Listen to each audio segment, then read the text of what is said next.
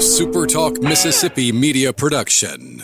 Running a business is tough. If you're struggling with HR, benefits, and payroll, you're not alone. Many businesses just don't have the resources to keep up. That's where MWG Employer Services comes in. We provide a full range of employer services with everything from payroll to benefits to HR services and compliance, and can create a custom plan that fits your needs and budget. We're a Mississippi-based company that can help you focus on what you do best, growing your business. Call MWG Employer Services today at 601-206-7966 or go to MWGEmployerServices.com. You're listening to Sports Talk Mississippi On Demand, presented by Pearl River Resort. Escape to Choctaw, Mississippi and enjoy world-class gaming, the Dancing Rabbit Golf Club, and Geyser Falls Water Park. Escape to Pearl River Resort. Sports Talk Mississippi is on the air. Sports Talk Mississippi is powered by C-Spire. Power your home or business with C-Spire Fiber. To learn more, visit supertalk.fm/C-Spire. C-Spire Fiber powers SuperTalk Mississippi.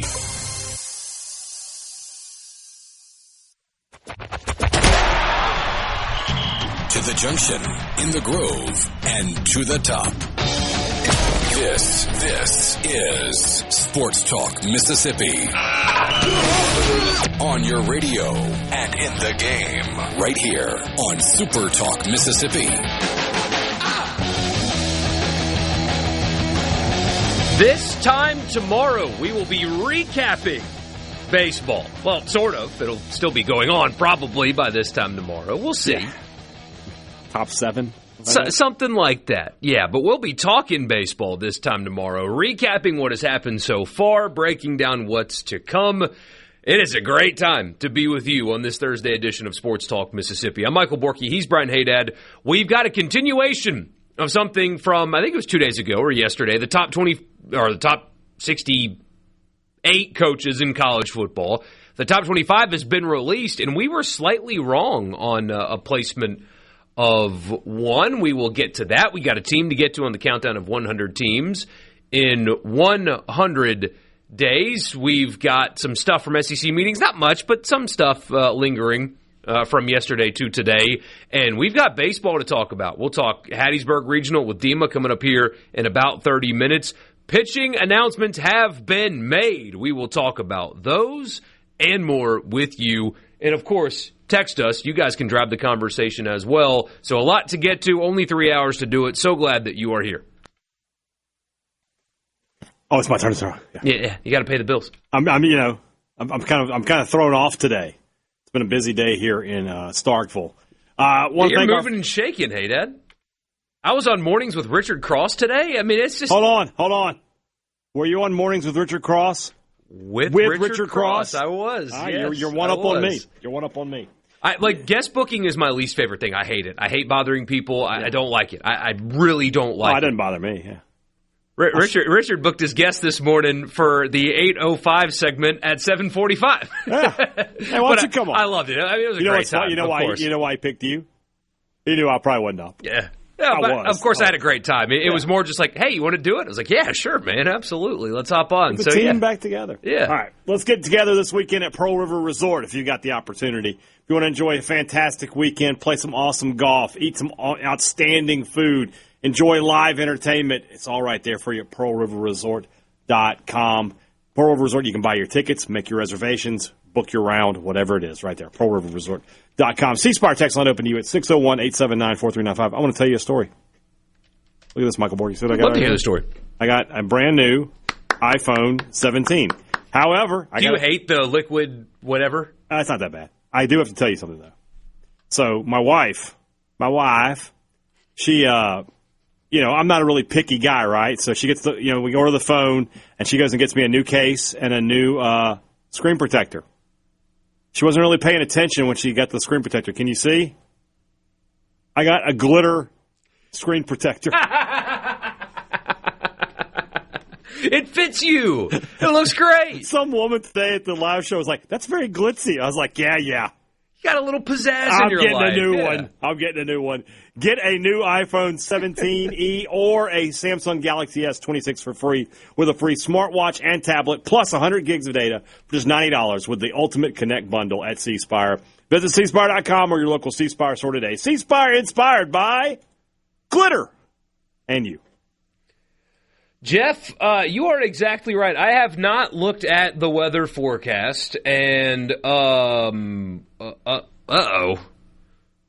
don't love the look of the weather forecast in Hattiesburg. Now, hey, this is why you choose the 1 o'clock start, by the way, right here to avoid this. But still, rating from AccuWeather, whether or not it's accurate, I guess we'll see. Tomorrow, Friday, May 29th, high of 84, will feel like 92. It's going to be hot this weekend, boys. Cloudy and humid with a couple of showers and a heavy thunderstorm. Watch for flooding on streets and poor drainage areas. Now, again, that's 91% chance of rain, only a 36% chance of an actual thunderstorm. Hours of precipitation, about 2.5, is what AccuWeather is saying. So you most certainly can play baseball tomorrow if you're Southern Miss. Mm-hmm. That, though, is why you choose the 1 o'clock game. If you know weather's coming, if it gets delayed an hour or 2 or 3 or 4, you're fine. It's game 2 that gets really affected by this. And so I have not looked at the weather yet in Starkville. I assume it's not much different tomorrow, it's about the same, is it? Yeah, it's supposed to be cloudy. We'll see what happens.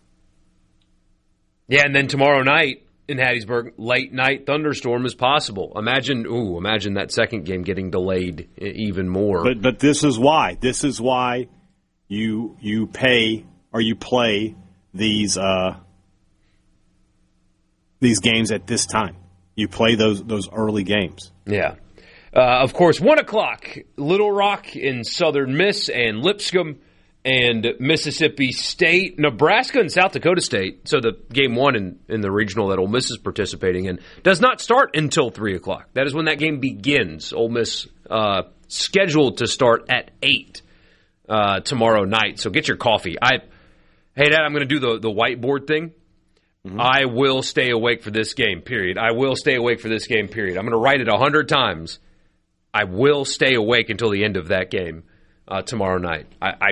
You can do it. I think so. I hope so. I'm not really confident in my ability, but we'll see. I believe in you. You know why I know you can do it? Because it's my job. I have no choice. Because I heard somebody tell me that you couldn't do it. Myself. It was me that said I couldn't do it. That's who you heard it from. Maybe. You heard it from me. Dave says it was, quote, raining in Oklahoma today with a facepalm emoji. Yeah, Mississippi State's first College World Series game did not go as they would hope. They got run-ruled by Texas Tech today. Yes, such is life, unfortunately. Yeah, tough first game for the Bulldogs there, but they live to fight another day. There will be another chance. But you're playing Texas Tech. This is a program that has put a ton of NIL resources into itself. Aren't they the ones that have $1 million player? Yeah. And so, obviously you don't want to get run-ruled. And you did just go and beat Oklahoma, who is, one of the best programs in the country. So, you're going to have to bounce back. But a tough first showing for the Bulldogs, for sure. I wonder what the ROI on that is. I mean, look, forget ROI. It doesn't matter. The ROI is emotions. Hey, Dad, I don't know if – I'm sure you haven't seen this story from Eastern Michigan women's golf. I can't say that I have, Michael. So they made like the Final Four out of nowhere. I mean, the Eastern Michigan golf is nothing. Like, it's a nothing program at all.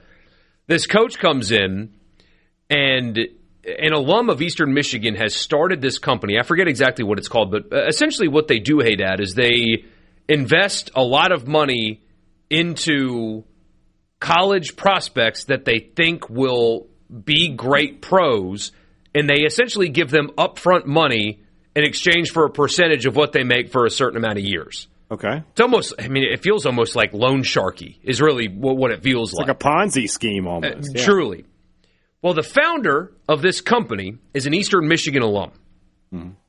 The men's team still sucks despite this, but they have invested, it's like between $15 and $20 million into Eastern Michigan golf.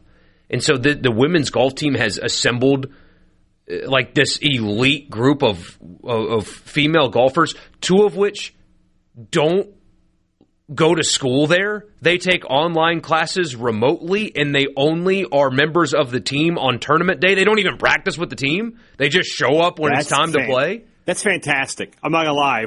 And they make this run. They beat Texas. Like they're going all the way. We're going to mock the idea of the student athlete. Let's go all the way with it. I'm down. And they went all the way with it. And I mean, but people are writing it, oh, this feel-good story. Look at this program out of nowhere, and you read about it. It's like, this sucks. It's not. Two of them don't even practice with the team. That's funny. It is. It's really. I mean, golf, and the question is, what's the ROI on that? Nothing. It's just this guy's got a bunch of money, and he just wants to light it on fire to see Eastern Michigan win. That's nothing, though. I heard that Ole Miss had a football coach that didn't practice with the team. Hey, he certainly skipped a team meeting or two. I'm just telling you what I heard. He certainly skipped a team meeting. And they won plenty of games. They did win games. Yeah. Oh, man. 601-879-4395, the C Spire text line. Do y'all know what a ball and strike is in softball? The umps in softball are terrible. I mean... Look, you can just take in softball, take it out. It's wherever you go. The umps are terrible. The refs are terrible. It's part of the ambiance and the pageantry of college sports. But that is why we constantly argue for the use of technology, not because we hate them, because we want them to get help. I do wonder if this weekend not having ABS, like, I would love to talk to Maluski. Well, I guess Maluski didn't play for State last weekend, but talk to Fawley maybe and be like, hey, only one game, but how did it go for you? How did you feel about it? I don't know. Pitching decisions have been made. We'll tell you about them when we come back.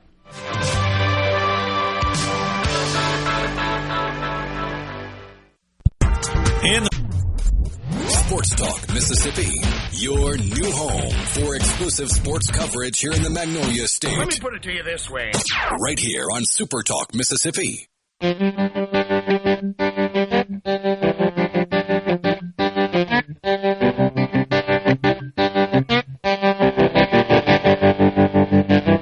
it, I'd be home every night. Breakfast in bed and we'll never fight. Say I'm wrong when I know I'm right. But baby, I'd be lying. Only staying on for a day. All right, so we know now who's going to pitch.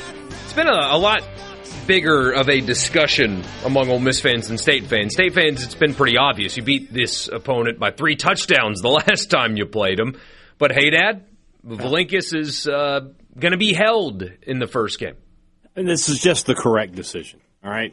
When we're talking about weighing the odds for winning the regional, pitching Tomas Valinkis against Lipscomb is not the right move. It's a waste is what that is. The right move is to do what Brian O'Connor has done today, and that's announce Duke Stone as your guy. Now you're going to set yourself up with Valinkis and a now healthy and ready to go McPherson in potentially games 2 and 3 to close this out. And yeah, this is the right call for Mississippi State, in my opinion. I think this is one of the most widely approved, coaching decisions we've seen in quite some time. Where you're going to have to. I haven't seen anybody online saying, "I don't understand. Why is Stone going first? I don't get it." None of that has happened. Everybody understands that this is the way. This is the path, the best chance to win this regional. It's not about winning just game 1. You have to win 3 games. And by pitching Valinkis against, the winner of the Cincinnati, Louisiana game, you give yourself the best chance to win. If nothing else, you've just got to trust that your offense is going to carry you against Lipscomb as well. So I talked about that earlier today where, for Stone, the last time he pitched against Lipscomb, he was the pitcher of record in the 26-0 game. He pitched 4 perfect innings, 12 up, 12 down. 6 strikeouts in those 4 innings. Yeah. He really needs to be good and get State a good 6-7 innings in this performance so that you don't have to waste your time in the bullpen. And if you can do that, okay, calm down over there. Calm down. Stop it. Borkey? So anyway, At first, I thought I had really said something there. You had to look at your face like, did I curse? Did I let an F-bomb? You might as well have. Did I let an F-bomb fly out? What just happened? You might as well have. Yeah, I think for State, getting Stone deep into the ball game so you're not using too many. I would like to see State use no more than 3 pitchers tomorrow, and if they can get away with 2, that would be fantastic. If you could get Stone and then hopefully, obviously best case scenario. I don't know if there's run rules in postseason baseball or not. I'm not entirely sure about that. There obviously are in the Women's College World Series. But if there aren't, if Stone can get you 6 innings and then a couple innings out of, I don't want to say a high leverage arm like Davis or Webb or Bauer. Somebody like Billingsley or Pitzer could come in and just close that game out. That would be absolute best case scenario for Mississippi State. I'm going to look it up here in a second. My answer would be I don't think there should be run rules in postseason games. Regular season, I get it. In the playoffs, no. I get what you're saying, but at the same time, man, if you go into the 7th inning and it's 15-0, they're not coming back. Got to finish the ball game. It's postseason. I guess. His last 6 outings, went at South Carolina, went 6 complete, struck out 12, scattered 5 hits, no runs. Against LSU, he gave up 7 runs in 4 2/3, struck out 3. At Texas, he was excellent. 1 run on 5 hits, 5 strikeouts, and 5 complete. Against Auburn, 4 runs on 7 hits and 4 2/3, struck out 7. Against that Auburn team, that's a good day for your third starter.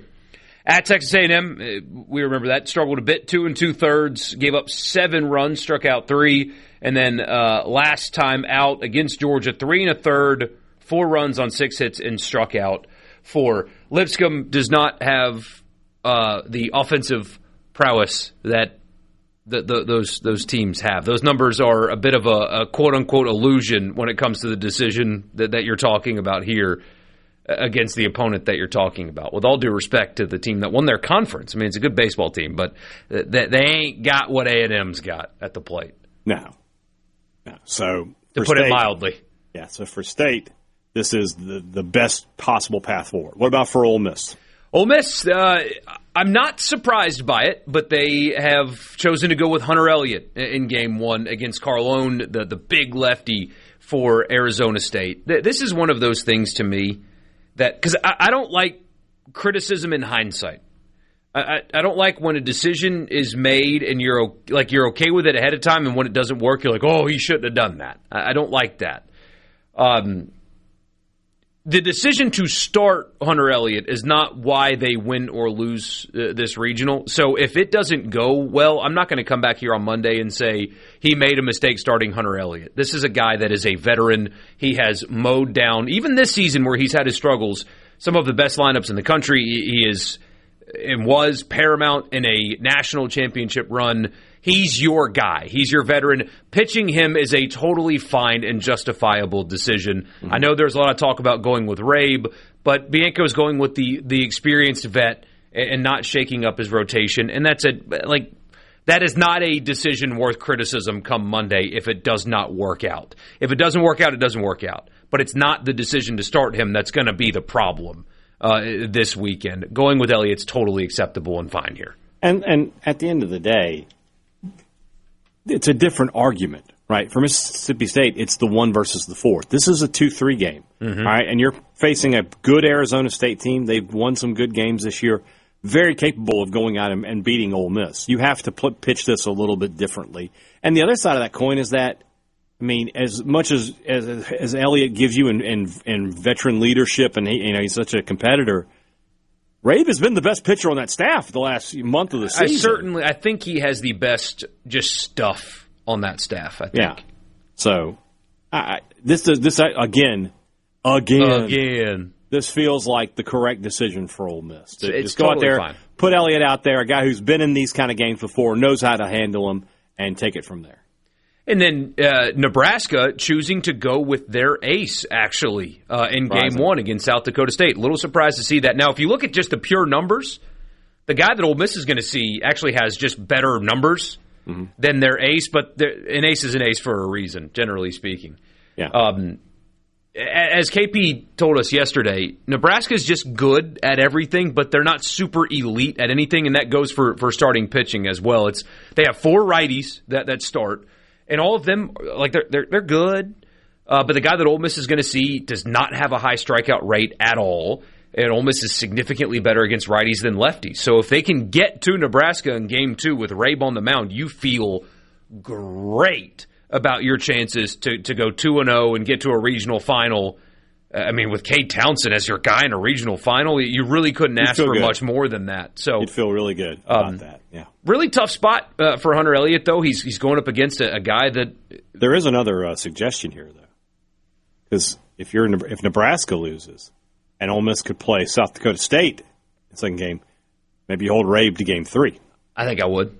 I would. I absolutely would. You got to play. You got to play the chess match. You go Townsend in Game 2, and you feel really comfortable about him beating South Dakota State. Yeah. Now, I mean, and you could look at that and go, "Well, hold on now. They just beat Nebraska's ace. Don't care. Don't care. Don't care." Again, you are playing percentages. Again, you are playing percentages. You are taking some risk here, but they're calculated risk. They're informed risk, and the percentages are in your favor when you make those kind of decisions. Do they always work out? No. They don't. It's just like any other risk you take. Unless you got the inside information, you got a chance to lose. I think that's the right move, though. But for Ole Miss, starting Elliott is the correct move for sure. I'm far less concerned about the pitching decision than I am what the bats are going to do tomorrow night against a lefty with a high strikeout rate. That's what I'm concerned about is, can they work counts? Can they just chase him early? Can they get to anybody else besides him by working counts? Moving guys over, not striking out, 18 times in 5 innings, That's what I'm a lot more concerned about. Because this guy that Ole Miss is facing tomorrow, if you had to build a pitcher in a lab that they've struggled the most against, you would build this guy. So it's all up to the bats. And if they are productive, Ole Miss is going to win. They're going to win the regional. If they strike out 2.5 times per inning, well, we'll see you next year. It's really that cut and dry. Agreed. Agree 100%. What about down in Hattiesburg? We'll talk about that in just a few minutes. Dima Mixon's going to join us from the Eagle Hour and Pine Belt Sports. He give us his preview of the Hattiesburg Regional, as we've been talking about all week, Borkey. That is one of the toughest regionals in this bracket. So the Golden Eagles will really have to work their way through a tough group of 4 teams down there in Hattiesburg if they want to advance. What are you laughing at? Are you laughing at the guy on the text line? Yes, well, 2 guys. One says, "How do you strike out 17 times in 5 innings?" It's called hyperbole. Ole Miss strikes out a lot. Did you say that? Did you say 17? I thought I said 18 times in 5 innings. That's even worse. But it's just Ole Miss strikes out a lot. You could technically do it. You could, yeah. Drop third strike, run to first. You'd have to have 3 drop third strikes where you get to first. You could technically do it. And then why is Ole Miss even playing the game? You already have them winning against Arizona State. I don't think we implied that they're guaranteed a win tomorrow night. Correct. But maybe I did. I don't know. Dima Mixon on the Farm Bureau guest line when we come back. From thesebro.com. This is a place for crazy people. If it's sports in Mississippi, you'll hear about it here.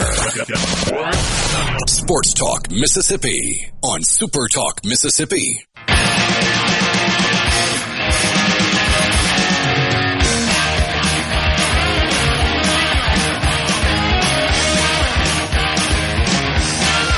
Somebody on the text line says in high school we had a pitcher strike out 5 batters in an inning twice in the first game.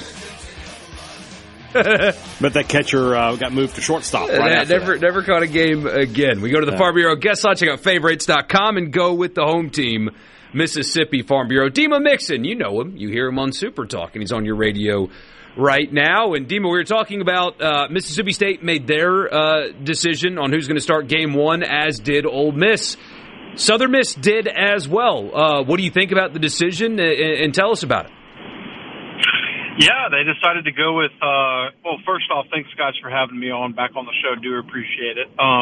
But, yeah, they decided to go with Camden Clark, who's generally their Saturday guy. They decided to go with him against Little Rock tomorrow to open up the Hattiesburg Regional. And, it's not really surprising to me. Between Southern Miss's rotation, it's really three guys who are all interchangeable. They don't really have, your number one ace, if you will. They really got 1A, 1B, and 1C that are all kind of interchangeable. So it really gives them the ability to play with matchups. And when you look at the splits, Little Rock, typically hits lefties better than righties. And so, their typical guy that will go Friday night is a lefty, Graydon Harris. So they're going to hold him and throw their righty against Little Rock. And then against the other two teams in the regional, Virginia and Jacksonville State, they typically don't hit lefties particularly well.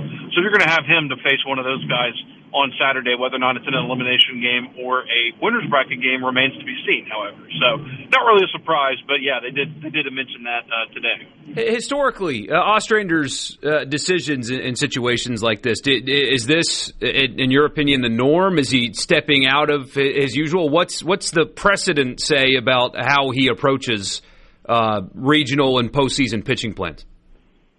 Well, historically, in Southern Miss, typically they would never do anything like this. You're going to dance with the lady that brought you, so to speak, and you're going to stick with your rotation no matter what.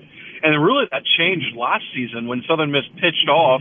They had the Ferris winner in J.B. Middleton as their Friday guy, and they decided to hold him to pitch the Saturday game last year, and they ended up losing that game, that opening game to Columbia in their own regional. So you ended up in a loser's bracket game against Alabama, with J.B. Middleton on the mound, so that helped them out a good bit. So I guess it sort of worked, but that was really the first time that I can remember covering them, and I've covered them for 5 years now, where they pitched off in one of these things. But that's the difference, though, is I view that as a pitch off, where you're going to hold your best guy. But this, I don't view it that way because I just don't see really a difference between any of the three guys. So, I don't think Graydon Harris is significantly better than Clark, and I don't think Clark is significantly better than Sundstrom. So they just all, are practically the same pitchers. So why not play your splits? That's going to be what rolls the day here. Damon, when you look at this regional, we've been talking about it all week. This is an incredibly difficult regional for the Golden Eagles. Jacksonville State, most projections had them as a 2 seed in regionals. They're a 3 seed down there in Hattiesburg. You mentioned Virginia. They have been ranked as high as in the top 10 this year. It's going to be a real challenge for the Golden Eagles. Do you feel like when you look at this regional as a whole, the Golden Eagles are going to be the team that advances? Yeah, it's interesting because you're right. This is a very difficult regional. But, when you dive into the stats, it's really a regional that sets up really nicely for Southern Miss. They definitely have the deepest pitching out of all three teams. And, one thing that I've said all year is you don't want to get into a regional with a team that's just going to hit and just, mash and just really good offensive teams. And you really don't have that in this regional. Virginia, I know that they have the long ball going for them. They've hit, 95 homers or whatever. But other than that, they don't really hit for, for example, like Mississippi State. I know when Southern Miss played them, that team just singled and doubled Southern Miss to death. And that just seems to me to be like the quote-unquote kryptonite for Southern Miss. And then, facing like a really, really good lefty arm. But they're not facing that here. So I just think the matchups with all three of these teams are really good for Southern Miss. Now, it's not going to be easy. And, anytime you get into baseball postseason, you need some luck and you need some things to go your way. But you avoid it in Arkansas or Tennessee and all those teams potentially be here. And you got, Virginia, who, like you said, is good and very talented. But, they've had their struggles this season. Now, Jacksonville State, I think it's insane that they're a 3 seed. I still don't even get it. And I asked the chairman who over the selection committee in the media call, and I asked him how they were a 3 seed, and his answer I still don't even get. I really don't understand it at all. So that's as every bit of a 2 seed that I've seen. I think they're even more of a 2 seed than Virginia is by the metrics, actually. But and then Little Rock, what they did last year and stuff. But the matchups would say that Southern Miss would be the favorite, and that's who I have in my prediction to win it. I don't think it's going to be a clean sweep, though. I think that Southern Miss is going to have to earn it, but I think all 4 teams, to get out of it, is going to have to earn it. I would not be surprised if we're in a Game 7 on Monday. I don't know who's in it, but we'll be in a Game 7 on Monday. I'd almost pencil that in. So you think about Southern Miss, I keep going back to 3 weeks left to go in the regular season, and we were talking about the Golden Eagles. We're like, look, if they really want to lock in this host spot because they're playing some lower RPI teams, they're going to probably need to go 9-0, maybe 8-1 at worst. It's one thing for us to sit here on this radio show and talk about that, but that's exactly what the Golden Eagles did. And then they went and blew through the Sun Belt tournament and win that. They're playing their best baseball, or at least it seems that way right now. Is this a team that if they get some momentum here in this regional, could roll over to Gainesville and possibly come out of that and end up back in Omaha? Well, I remember getting on this show, at the beginning of the season and telling you guys that I really thought that this was Ostrander's best roster he's had. Yeah. And I think that is definitely come to fruition, with the arms and the talent, 44-14 Sun Belt double champions, number 9 overall seed, which is the highest in program history. Like, they've done a lot. I absolutely think they could win this regional. Them paired with Florida, I think that's tough because I go back to what I was talking about with matchups. I think Florida's a really bad matchup for them just because of the arms. Like I said, kind of the kryptonite matchup for Southern Miss would be a team with, 3 or 4 good rotational arms and then a lineup that can mash. And I feel like Florida has that. So I don't necessarily know if I'd pick Southern Miss to win that series if they were in Gainesville, but certainly could. I mean, Southern Miss by all means can beat anybody. I think they've already displayed that. But yeah, I mean, you have to think it's eventually going to happen that Southern Miss breaks down the door. I mean, they've been in this position so many times and just been on the bad end of, some bad luck here and there. Sometimes they didn't play their best, whatever it is. But I really think, guys, it all starts on tomorrow. Like, believe it or not, Southern Miss has gone 23-24. They've lost their last 3 opening games in regionals. Wow. So they've gone 0-1 in the last 3 seasons. To me, the key this weekend for Southern Miss is beat Little Rock tomorrow. If you can beat Little Rock tomorrow, you're 1-0 with your arms left after that. I mean, you have to feel pretty good about getting out of this thing. So, I don't want to look too far ahead and stuff, but, beating Little Rock to me should be the key here to Southern Miss getting out of here because, and they have the arms to get out of the losers bracket. They put themselves in that position every single year to do it, and they haven't been in a winners bracket game since 2022, but they've made a regional final every single year since 21. So it's just kind of funny in that sense. But yeah, beating Little Rock to me is really big for them. It's kind of funny. Somebody pointed out on the C Spire text line the last time Southern Miss went to Omaha, they did so through Gainesville and the Florida Gators. So it could be a history repeating itself. I want to ask you about Graydon Harris, Sun Belt Pitcher of the Year. Think about this run of great arms that have come through Hattiesburg over the last 6, 7, 8 years with Christian Ostrander as the pitching coach and before him with Scott Berry as the head coach. Where does Graydon Harris rank for you amongst that group? I don't know if he's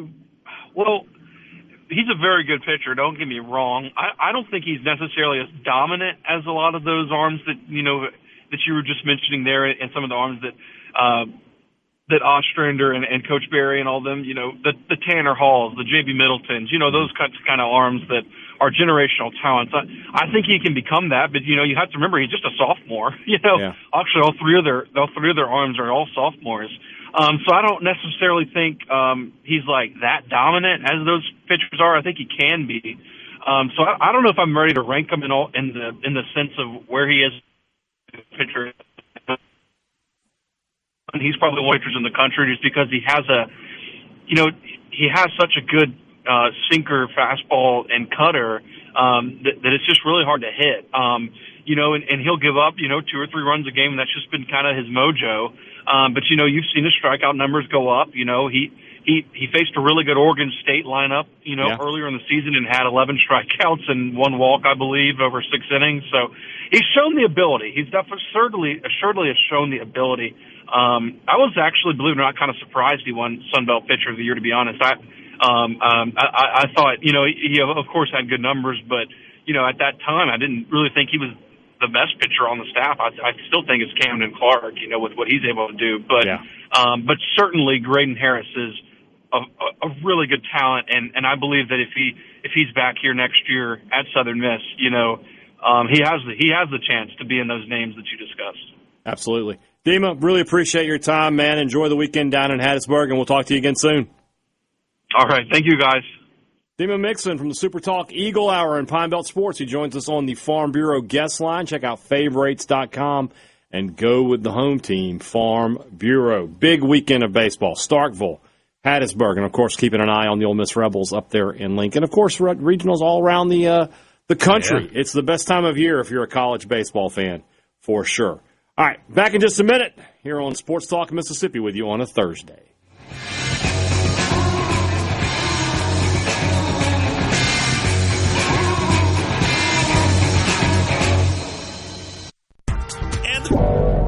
Sports Talk Mississippi. To the junction, in the groove, and to the top. Sports Talk Mississippi on Super Talk Mississippi.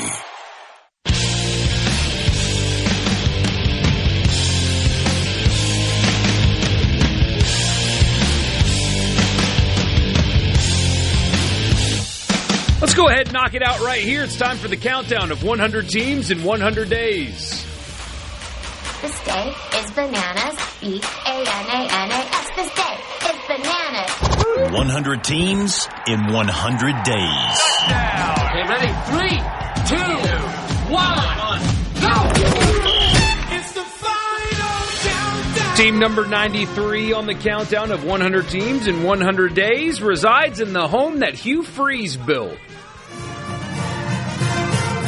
Liberty. That's not Ole Miss's fight song.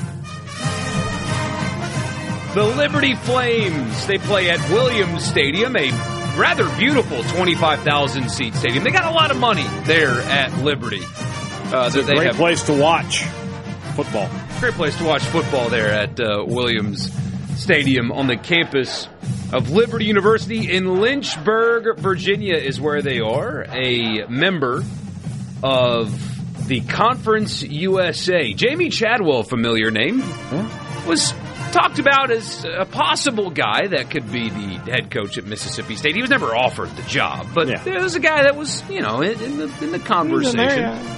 Because he did a spectacular job at Coastal Carolina. Frankly, he's just done a spectacular job everywhere. He won at North Greenville, which is near where I grew up. That's a place where nobody wins. And he won 11 games in his third season there. Is that a high school? No, it's a college. Oh, okay. Yeah. Nobody wins there. Then he won at Charleston Southern, a place where nobody wins, or at least at the time they didn't. 2 10-win seasons in 4 years. Then he goes to Coastal and turned them into just an awesome program and a fun offense to watch. Went 3-9, 5-7, 11-1, 11-2, and 9-3. And then he took the Liberty job. That was an interesting decision at the time. People were wondering, wait, he's on the cusp of possibly getting an SEC gig, and he's going to go to Liberty? Well, the money at Liberty, greater than the money at Coastal.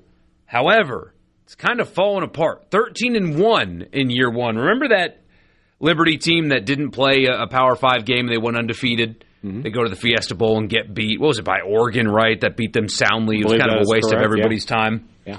Then an 8-4 in year two with a loss in the Bahamas Bowl. And then in year three, it's falling apart for Jamie Chadwell. 4-8 for the Flames last season. They opened with a win over Maine. Went to Jacksonville State and lost. Went to Bowling Green and lost. Lost to James Madison in the Battle of Blue Ridge, the mountain range there. They call it that? The Blue Ridge Mountains. Okay.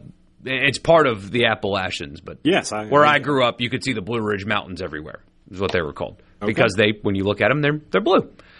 Imagine that. They lost at Old Dominion, so a 1-4 start and then a bit of a turnaround. They beat UTEP, they beat New Mexico State, they beat Delaware, and then that turnaround ended quickly. A 4-game losing streak to end the season, a loss to Missouri State by 4, an overtime loss at Florida International, an overtime loss at Louisiana Tech, and Hadad, if you can believe it, a double overtime loss at Kennesaw State. They lost their final 4 games, all of which by 1 score, 3 of which in over or double overtime for a just heartbreaking and disastrous 4-8 for Jamie Chadwell's squad. This year, I think Deshaun Purdy is going to be their quarterback, the Wake Forest transfer, possibly Jalen Henderson, a Texas A&M transfer as well. We will see. They have not decided yet.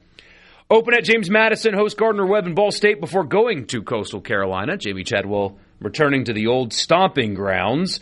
Then they go to Delaware before hosting Sam Houston. Have an off week, go to Kennesaw, host Florida International go to New Mexico State, hosting Middle Tennessee and Western Kentucky before ending the season at Missouri State. All right. Hopefully, with Chadwell, you got to think he'll bounce back. Guy's been a winner everywhere he's gone. I got to think he'll bounce back. But we'll see. We'll see. You're going to be surprised. You're going to be surprised at what kind of restaurant is the highest rated restaurant in Lynchburg, Virginia. You want to guess? Sushi. No. It's not that exotic.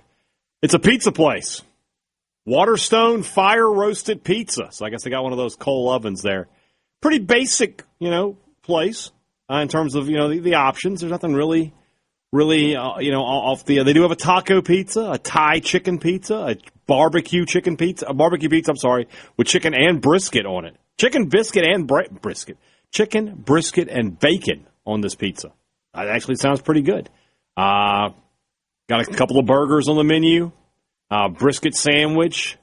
Pretty standard, really. But that's the highest rated restaurant. Waterstone Pizza, Fire Roasted Pizza in Lynchburg. That's where the Lynchburgers, after a long night of God knows what, they end up to enjoy dinner.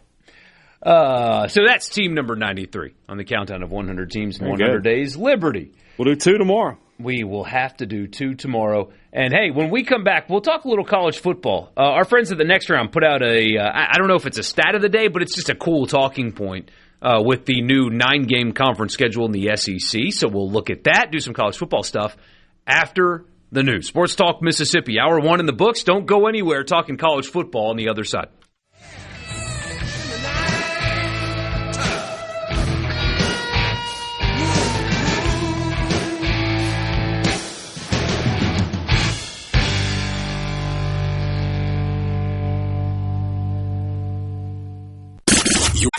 Sports Talk Mississippi. Sports. On your radio and in the game. Super Talk Mississippi.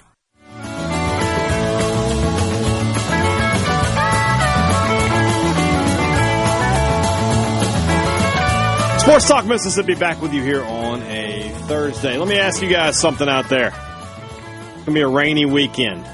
Next week, it's going to dry up. You got to get there and mow the grass. Real quick question. Are you working your property, or is your property working you? Doesn't really matter how much yard or land we're talking about here. Right now, Ag Up is making it easier than ever to own a John Deere compact tractor with 0% financing on all 1 through 4 series models. From the first-time landowner to folks ready to trade up, Ag Up's team knows how to help you find the right machine for your property and your budget. Doesn't matter if you've got a Michael Borkey budget or a Richard Cross budget. They've got something for you. They got something for all points in between. Visit your local Ag Up today. There's 15 locations throughout the state of Mississippi, so there's one near you. Or just go to agup.com. Take a look for yourself. You'll see. Ag Up equipment and John Deere, built for what's next. Restrictions apply. See dealer for details. Yeah, if I'm not overwhelmed at the sticker prices at a place, then you know that you won't be either. Just whoever you are, whatever you do, if I'm not, you won't be. So good stuff there. I really need to get out of my push mower. I hate that. I hate it so much. Well, it's time to go see. You got an Ag Up nearby? It is. Yeah, you've been there. I have. I've seen you there. Yeah. All right. So our friends at the Next Round. Good stuff here. Of all the discourse around the 9-game conference schedule in the SEC and how Greg Sankey made a mistake and basically admitted today that they thought that they were going to go to 16. And anyway, so all that mess, which has made the schedules more difficult. You have a presentation to coaches about strength of record. We'll get to that later. Rich Clark, brilliant man, did not make SEC coaches happy with the presentation he gave them this week in Destin. We'll tell you about that later. But the 9-game conference schedule has created an actual conference. What do I mean by that? Well, you guys, you fan, whatever school you're a fan of, your team will play in every stadium in the SEC at least once every 4 years. Right. That's correct. So we have a real conference again. Teams are actually going to play each other again. Historic, or rare, I guess is the right word, games scheduled for 2026. We'll start on September 19th, because everybody's going to be locked into this one. Florida and Auburn. Florida at Auburn. The first time this game has been played at Auburn in 15 years. 2011 was the last time Florida went to Jordan-Hare. That used to be, when the SEC first went into the divisions, and you played two teams from the East. Florida was one of Auburn's every year teams. Yeah, that's a good rivalry. Kentucky's going to Texas A&M on the same day. Texas A&M joined the SEC in 2012. This is the second time they will have played against each other. Still better than the fact that we don't get it this year either, that they still haven't gone to Georgia. Yeah. Oklahoma at Georgia. That is September 26th. The first meeting since the 2018 college football playoff semifinal game at the Rose Bowl. What an epic football game that was. That was a big-time game, yeah. Big time. It was Baker Mayfield. Was that... That should have been Fromm still, right? Jake from State Fromm. Yeah. But it was more about Nick Chubb and Sony Michel than anything else. Remember we got in the elevator with...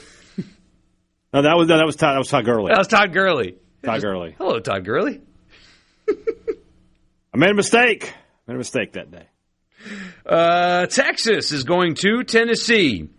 This is the first battle for the real UT since the 1969 Cotton Bowl. Wow. Who could forget that game? Apparently me. Yeah, my dad was 7. Yeah. October 3rd, Auburn at Tennessee.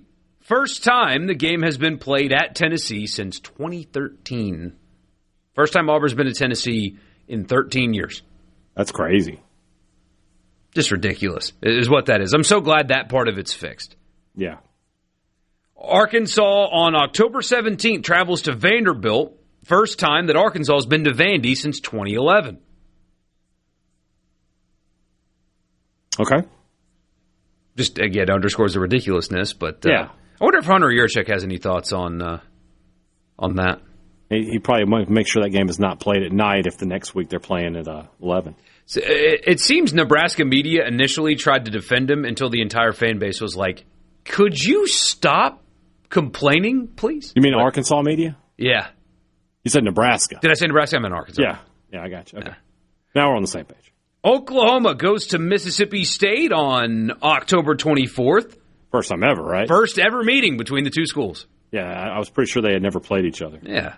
It's fascinating.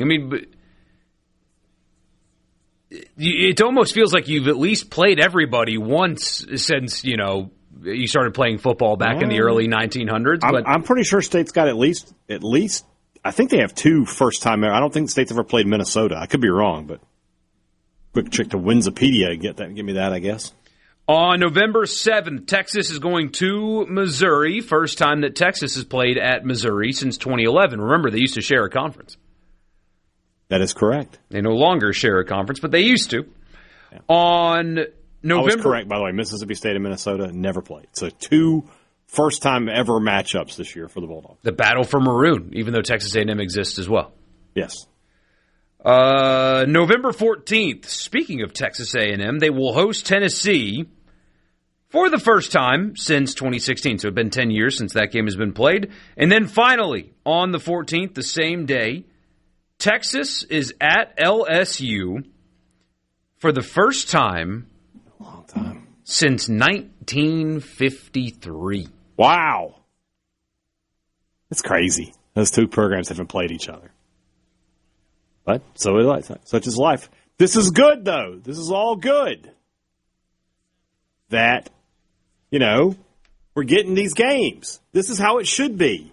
If you signed with an SEC school and you stay 4 years, you should play every team and you should go to every stadium. That's how conferences are supposed to work. Yeah. And honestly, some of what we've done the past couple of years has hurt the SEC. So I'm glad they're fixing it. Somebody says State beats Oklahoma this year. That'll be tough. It'll be tough to do. They're so good defensively. We'll see, though. Just so much talent in that front 6. But I'm interested. I'm always interested in matchups of these guys work together. Levy versus Venables. Does one of them know the secret to the other one? I don't know. Yeah. Somebody asked me that the other day. It's like, who's got the advantage? I mean, Lane knows everything Pete does. It's like, you want to copy and paste that same sentence and Pete knows everything that Lane does? I mean, there is no advantage in that game because they know each other so well. It's balanced. For what it's worth, Mississippi State will have been in Baton Rouge the week before. Mm-hmm. Oklahoma will have hosted Kentucky. Yeah, I mean, there's no easy days for Mississippi State. That's just how it goes. I mean, he wanted to do it when he was at Ole Miss, too, but Levy has extra motivation to beat Lane Kiffin. It hasn't. Well, it hasn't manifested yet. It hasn't manifested yet, though. But he does. There will be. I'd love to. I may ask. I may have to go off the record, but I would love this to be like, hey, Golding said Kiffin texts him 12 times a day. How many times does he text you? I want to know the answer to that. That's a really good question, actually. Somebody said, how did Texas and Missouri not share a conference when they're both in the SEC? Well, Missouri joined the SEC before Texas did. So they spent years not sharing a conference. They used to share a conference, and then Missouri joined the SEC, and Texas was still in the Big 12. And then Texas joined the SEC. So they had a period of time where they did not share a conference there. Somebody said, I'm a severe sunshine pumper coming up to football season. I'll be convinced that we're going 6-0 by week 0. In the first game we lose, I'll be convinced we're never winning a game again. That is relatable to 95% of our audience. I think most people are just like you. The closer you get, I'm doing that with the World Cup right now. I'm so jacked up for the World Cup. I've completely abandoned all rationality. Now, again, I mean, you look at our lineup, and we are more talented than the 3 teams in our group. So that helps. But I'm fully, completely 100% unashamed. We're winning the entire thing. Get out of our way, USA, baby, right now. And then we'll tie Turkey in game 3 or something. And it's just, Turkey's the one to watch. That's the best. That's the second best team in the group. So.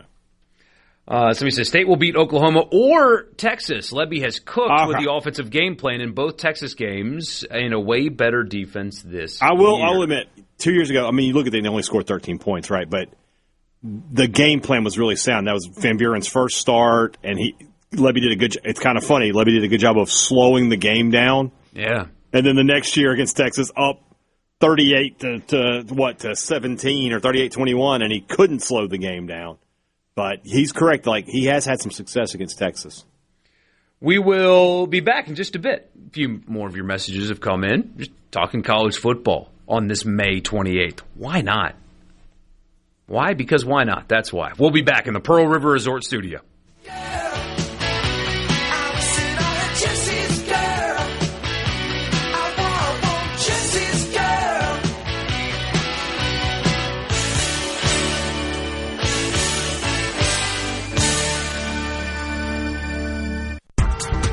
Sports Talk Mississippi is brought to you by Covington County Hospital in Collins, where your health matters. Sports Talk Mississippi.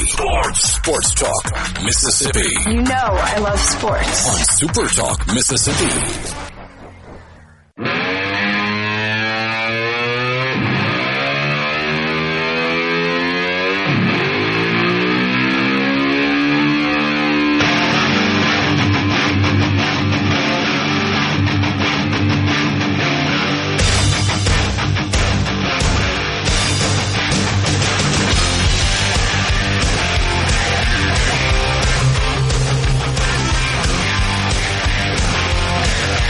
What happened? College football. Yeah. Somebody says if State beats LSU at LSU, I'll donate $200 to whatever charity of Hadad's choosing. Is this person an Ole Miss fan? I believe so. Oh, we'll find a good one then.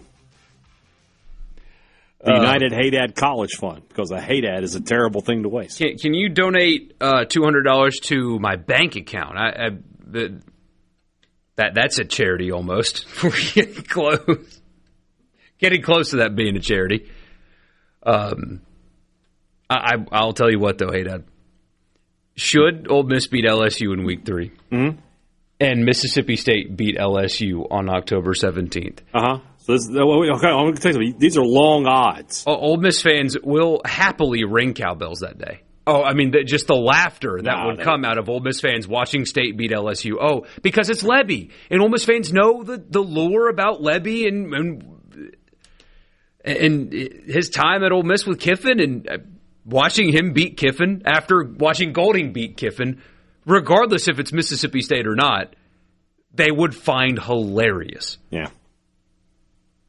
The rivalry would get put aside. I thought you were going to make like some sort of, if both those things happen, I'll do this. Oh, no. I think you should have to do a show with no shirt on, like just paint it up. I hate Kiffin or something. There's pictures of me out there somewhere painted up. Just different. Just different. Oh, my gosh.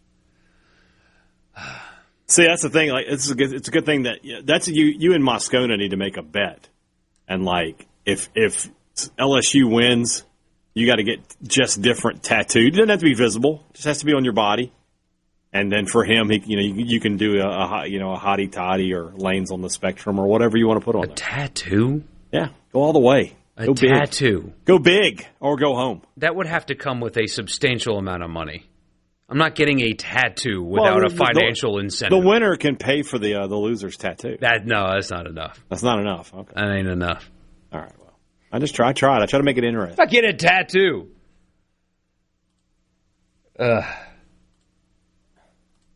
Somebody says, I think Lebby cares more about beating Texas and Oklahoma than Ole Miss, and it shows. I don't necessarily agree there. That's a quick way to be unemployed. Mississippi State fans would be happy to take, State fans would take 11-1 although I've said it all the time. When you say that out loud, you're like, yeah, I'd love to go 11-1 and the only loss is Ole Miss. You were 11-0. You were 11-0 playing that game. Yeah, you take that right now. Nowadays, obviously nowadays, it's different now than it would have been like 20 years ago where that might have cost you a national championship spot, right? Now you'd be like, well, who cares? We're still in the playoff. We'll handle our business there. But, I mean, beating Texas and Oklahoma, you would like to do those things, but I don't think Lebby thinks like that. He would like to beat Ole Miss. He knows that beating Ole Miss is part of the job description. Dr. Keenum makes it clear when he meets new coaches. Pretty early in the process, yeah. Mm-hmm. Somebody asking, just in generalities, obviously every season is more nuanced than this. If Kamario Taylor, God forbid, knock on wood, gets hurt in week 1, it totally changes the conversation. But generally speaking, what is the win threshold that Lebby has to reach in order to keep his job? Probably 7. Just like assuming everybody's healthy, etc. Right. You think he loses it at 6? I don't know. I know that I would make a change at that point. In year 3, you can't do better than 6-6. I just watched a coach in year 2 win a national title at a program that's historically worse than yours. Why can't you? Why is it unfair? Why is it unfair to say you can win? You need to win 7 games. That if that's the standard, then what are we doing here? Have a serious discussion about dropping down. Go to the Sun Belt. Go to Conference USA. If you're telling me that I can't expect my head coach to win 7 games in year 3, that's bad. So yeah, that's just how I would look at it. Yeah. Somebody says reps have never pulled for a dog like they will that day. That might be the one. Like, I'm trying to think of what would even be close. There's never been a close, unless Mississippi State had a chance to send Ole Miss to help them. But nothing like that is coming to mind. Especially if Ole Miss beats them, to do the offer against the Mississippi schools would just be so funny. Yeah, not going to happen though. Are you sure? Do I think LSU will lose to Mississippi State in Tiger Stadium? Well, I got a lot of experience. There's a scenario in which LSU has 3 losses going into that game, and Kiff has completely given up. I just don't see that happening. I just don't see it happening. I'd be if I was an LSU fan, I'd be scared of the Kentucky game. Oh, I think you're pushing scared of Kentucky on the road. I think LSU will be fine. you probably thought Ole Miss was going to be fine in 24 against Kentucky, didn't you? Yeah, but, and this is a more talented Kentucky team. And a less talented team that's playing Kentucky. I just feel like they're going to win. I mean, don't count out Will Stein, man. He's got something there. It's May 28th, man. You got to have to forgive me for not thinking that a team that's probably going to be a double-digit underdog is going to win. I just don't count out Will Stein. He's got. What do we know something. About Will Stein? The guy's never done anything. He's got something. There's a little moxie there. All right. Zach says Ole Miss fans will probably put State gear on for that game. Another one, can I get hazard pay for being a State fan? Nah, I feel like you could go to HR for that and just see what happens. I've tried it. It doesn't work. Your insurance company should do something about that. It should. Like you should get a discount at the cardiologist, Well, we don't. As an Ole Miss fan, I'm already planning on clanging the dogs to a victory that day. See, I don't like this. I got to be totally honest with you. I don't like this. Y'all stay on y'all's side of the fence, all right? We'll stay on our side. We don't need you. We don't want you. We don't want you. You don't. State doesn't need help. I kind of feel like they need help. They need all the things they can get. I've seen the stadium pictures. We don't want that help. I saw the pictures last year. We respectfully declined. I'm sure Zach Selman doesn't decline. You're not coming to the stadium. The game's on the road. That the 12,000 people that went to the Egg Bowl. That's a different thing. I'm sure he didn't decline that. It's different. It's just different. We need to have. See, this is why we need somebody in here working the computer. We need a Hadad just different and Hadad accidental just different counter. Well, yeah, we need a little graphic every time I say it. Just the clicker tips over. Yeah, we need one of those. Because you're at like 20 already. I'm not saying it on purpose. No. I'm really not. Oh, man. Somebody says, I think Lebby needs to win 8, and the team has to be competitive in the others. If they scrap and claw to 7, I think that's a bad look. If they win 7 games, I guess it kind of depends. Here's how you have to look at that, though. That's 4 conference wins, right?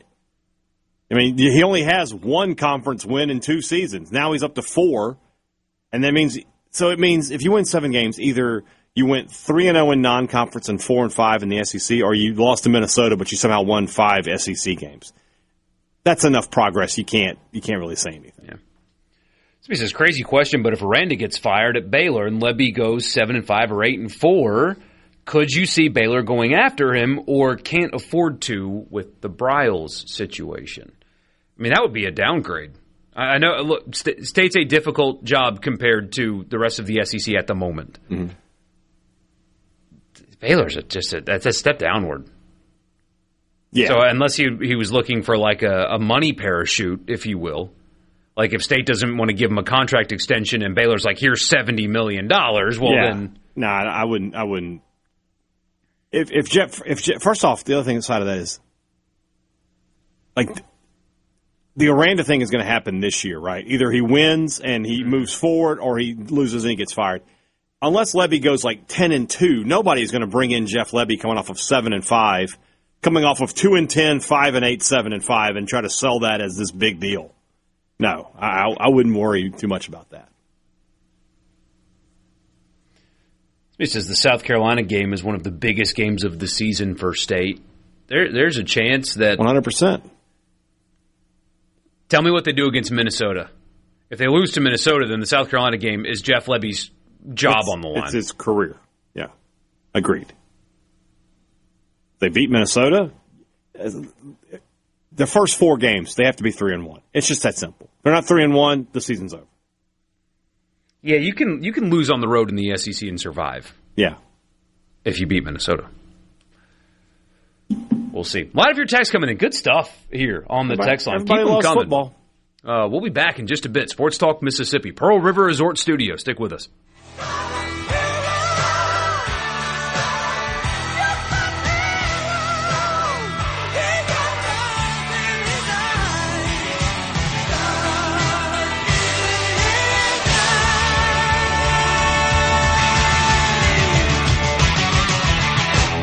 From from the Seed Room.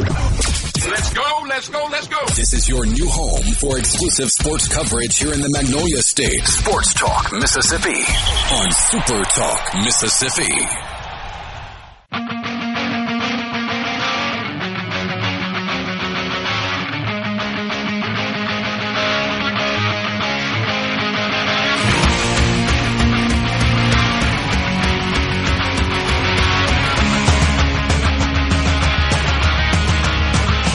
A bunch of your texts have come in on the C Spire text line. I'm Michael Borkey. He's Brian Hadad. This is Sports Talk Mississippi. Just a potpourri of messages, mostly related to college football. Let's just keep going. A veritable cornucopia. Yeah.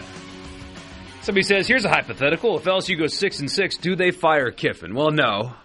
However, as hypotheticals go, that is awfully thetical. They're not going to go 6-6, but hey, Dad, they're at Tennessee. They play Texas and Alabama. They have to go to Auburn. They play Mississippi State. They have to go to Kentucky. They host A&M. They have to go to Ole Miss. They host Clemson. There are 6 losable games on that schedule. They're not going to lose all 6. I love that you put Mississippi State as amongst the list there. That's very nice of you. I mean, with that offense, hey, Dad, it took a punt return for Texas to beat State last year. I mean, I get that, but I just don't buy it. Did you watch Sam Leavitt play in Star? I did. I watched all of these things. I just don't know. Of course, they don't fire him. They will not put up with him the same way Ole Miss people did.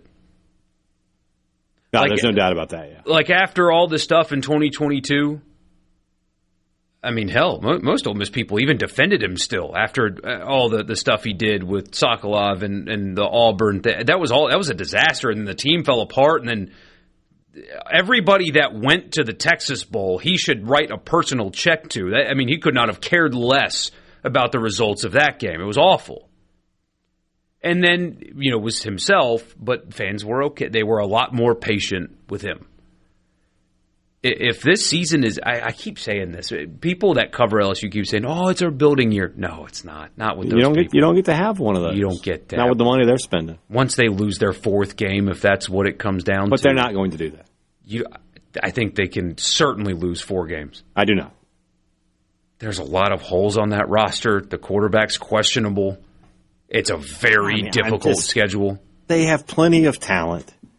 So does everybody else. They're going to win games. They're not more talented than anybody. Are they more? Is Ole Miss, were they more talented than everybody they've played over the last 5 years when they won 50 games? Most of the games against teams that beat them had more talent than them. Well, they basically beat everybody. If that's the case, how many games have they lost in the last 5 years? 10? 12 total? Something like that? They signed the best portal class every year. I mean, Ole Miss was super talented. That's what LSU did this year. Without the foundation behind it. I'm just saying. Without the foundation behind it. We're doing that thing again where you just refuse to give the man any credit. He deserves credit. He's a good coach. He hasn't coached a game at LSU yet. This roster is not a playoff roster. He is a good coach. What do you mean I refuse to give him credit, by the way? A few weeks ago, you were like, he never won an important game.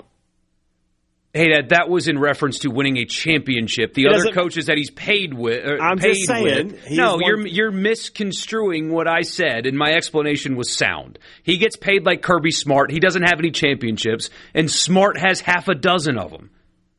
Yeah, he hasn't won a championship. Do you know the difference? Kirby Smart's won half a dozen. Kirby Smart coaches at Georgia. Okay. Lane Kiffin won those games at Ole Miss, a school that historically, since 1968 on, hasn't won games like that. A previous segment you made reference to Indiana winning a championship. Right. History doesn't matter at all in this Kiffin is their Signetti. He just didn't win the national title. He might have if he'd stuck around. I don't know. Yeah, this is LSU. I'm just telling you, you underestimate this man at your peril. Don't be surprised when we look up in November and the man's sitting on 10, 11 wins. Just don't do it. Don't be surprised. I mean, I won't be surprised, but expecting that is... I'm not saying it's locked in stone. But you're calling me crazy for thinking they go 8-4. That's far more likely than 11-1. Well, I would disagree. Every odds maker agrees with that. What's their over under? It's like 9.5 or 8.5. I haven't seen 8.5. Is it? I mean, you're talking about them beating Kentucky or losing to Kentucky. Come on. They were not going to lose to Kentucky.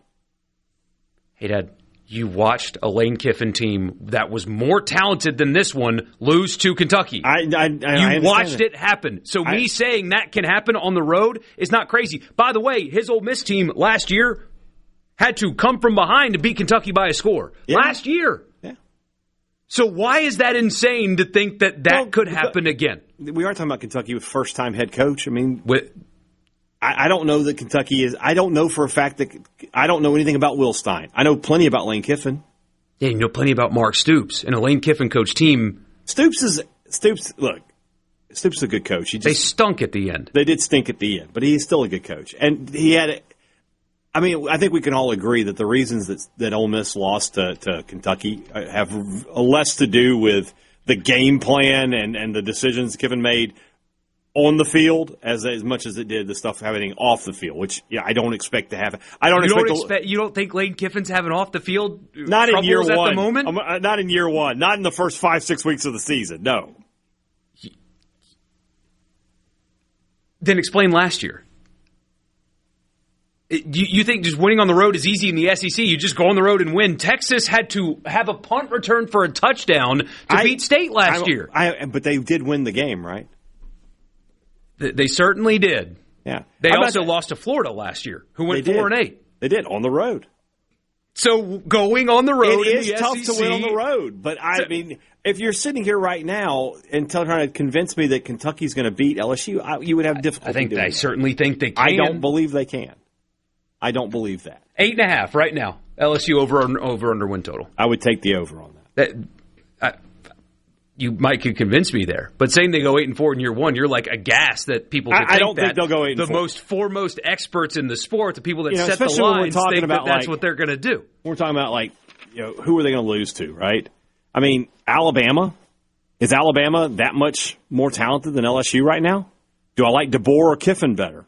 That's a legit question. I would think I like DeBoer better. Ole Miss is going to be what it is. We'll see what happens there. A&M, going to be a tough game. It is at LSU.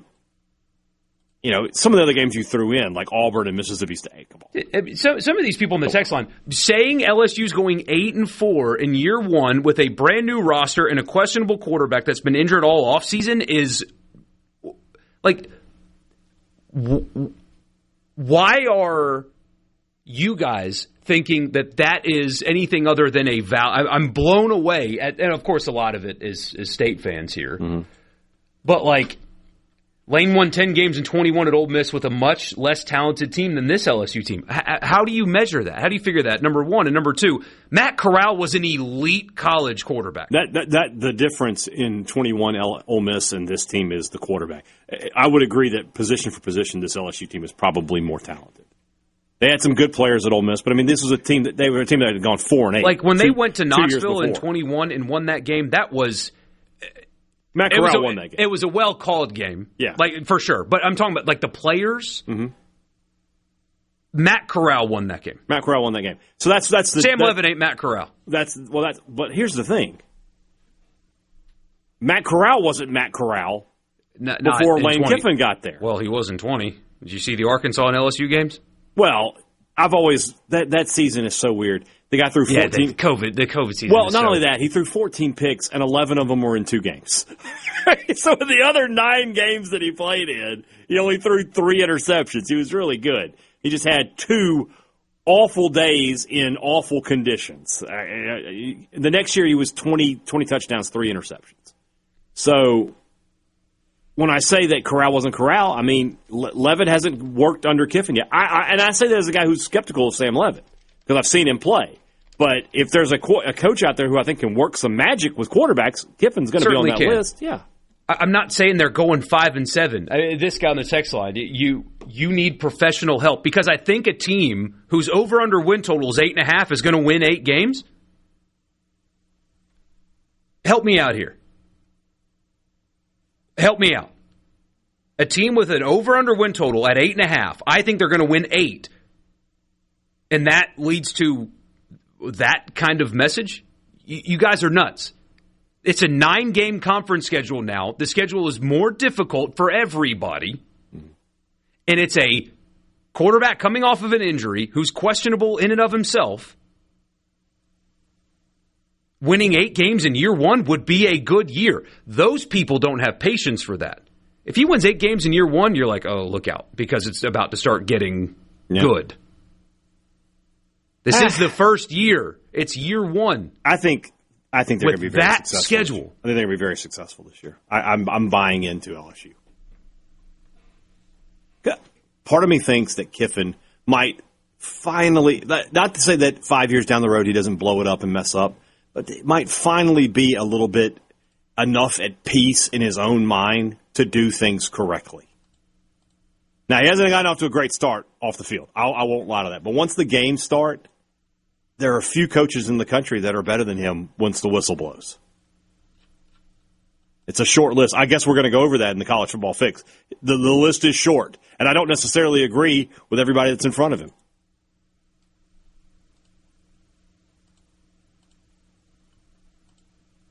Wait. 601-879-4395. We'll read some more of your texts when we come back.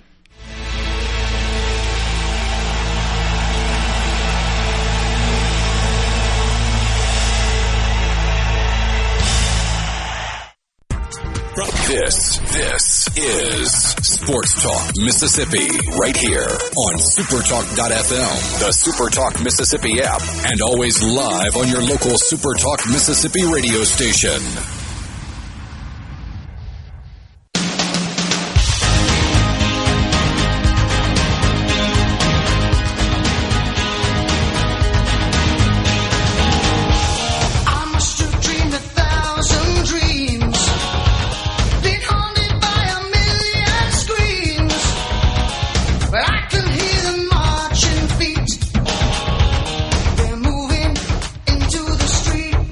Sports Talk Mississippi. So glad that you guys are with us. I don't know how, the coach in his first year is going to go 8-4 with a 9-game conference schedule for the first time he's a bum. I don't know how those two things happen. Great game day coach. One of the best in the country. Did exceptional things at Ole Miss. The schedule is more difficult. His quarterback is coming off of an injury in a year where he sucked anyway. Going 8-4 would be a very good first year. That'd be good. Oh, I disagree with that. Those people won't accept that as good. Well, that's what a very good is in the eye of the beholder. If he goes 8-4, it's a good year. In year 1. At 8-4 this year at Mississippi State, 8-4 is a great year. You did great, Jeff Lebby. Here's a raise. Congratulations, you're going in the right direction. 8-4 at LSU, nobody's going to accept that as great. And it's the beholder, it's the customer, it's the fan. They determine what a great season is. If they go 8-4 at the end of the year, I'll say, it's about to start really heating up. I would be the other way with you. I would be like, that was disappointing first year. They spent $40 million to go 8-4. A lot of teams are spending $40 million. Well, that's the way it goes. There's one in Austin that he has to play that spent $40 million this year, regardless of what his coach says. Yeah. Or what its coach says, or their coach says. Whatever is more grammatically correct. Make sure you're using the right pronouns there. Let's see. So Kiffin with peace of mind, with laughing emoji. You never know. I just think that maybe he's going to look at it and go, like, this is the job I've been waiting to get my whole life, which I don't know if it is or not. Like, I really think it's Alabama, but he ain't never going to get that job. And maybe he just looks at it, at least in year 1, and he's just like, I got to let some of the – maybe he just has that moment of clarity. I don't know. But I agree with one point Marty's making here on the text line. Is LSU defensively last year was much better than their record. Yeah, and Kiffin improves offenses. Why can't they be better? Why can't they be a 10-win team? If you get the typical Kiffin offense with what they did last year on defense, that's a 10-win team. They can be. I'm not saying they can't. I don't know how I'm getting painted in the corner that I think they're going to suck. They're not. The schedule's more difficult. Leavitt's got a lot of question marks and a lot of problems, and he's been injured. Mm-hmm. If they start T.J. Daugherty at linebacker, that's a problem.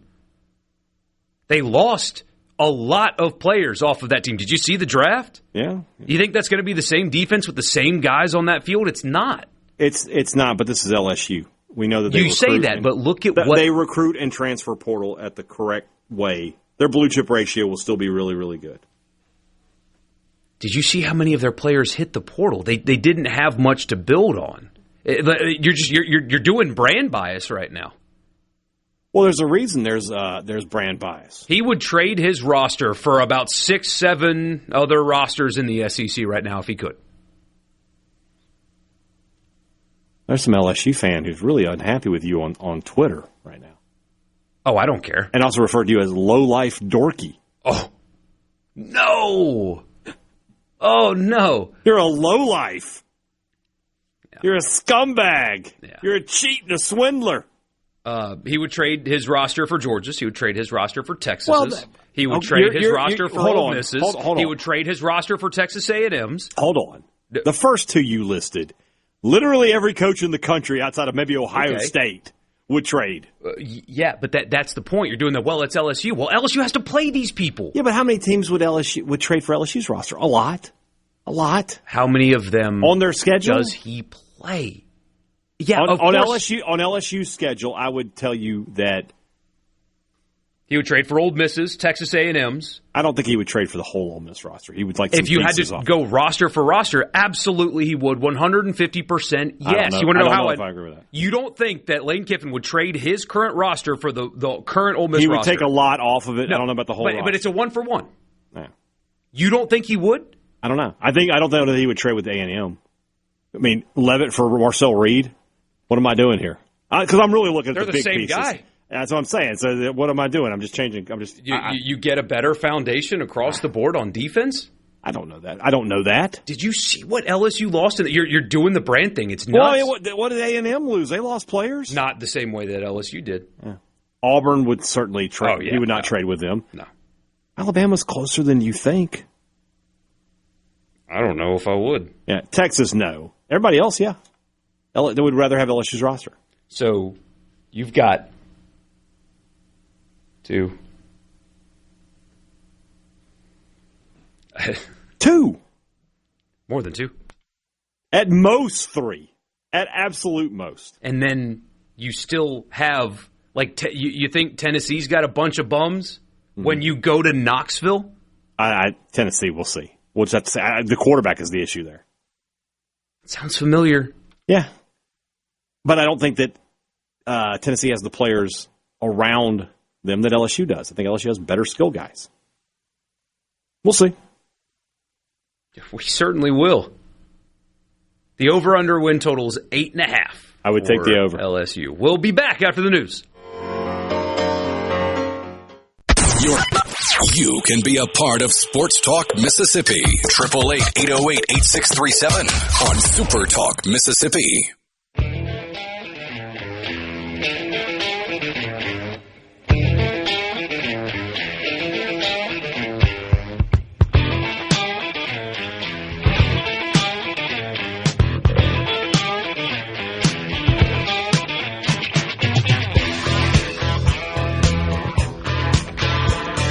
This guy, the LSU fan on Twitter, who's hating on us. Not us. Well, he's getting me now. Why? He said, this station allows low IQ, lightweight Brian Hadad to talk about Mississippi State football. He's trying to do a Trump impression. First time in my life that Brian Hadad and lightweight have been in the same sentence like that. I appreciate it. Thank you, sir. I appreciate you. Sports Talk Mississippi. I mean this guy just anger tweeting us. I honestly, I like it. I respect it. I mean, he is doing a Trump impression, which, whatever, dog. That Lane Kiffin, great guy, good coach. One of the best coaches, I'd say. I think he's fantastic. My good friend Lane Kiffin, make Baton Rouge great again. That's what he said until the fake news media made him delete it.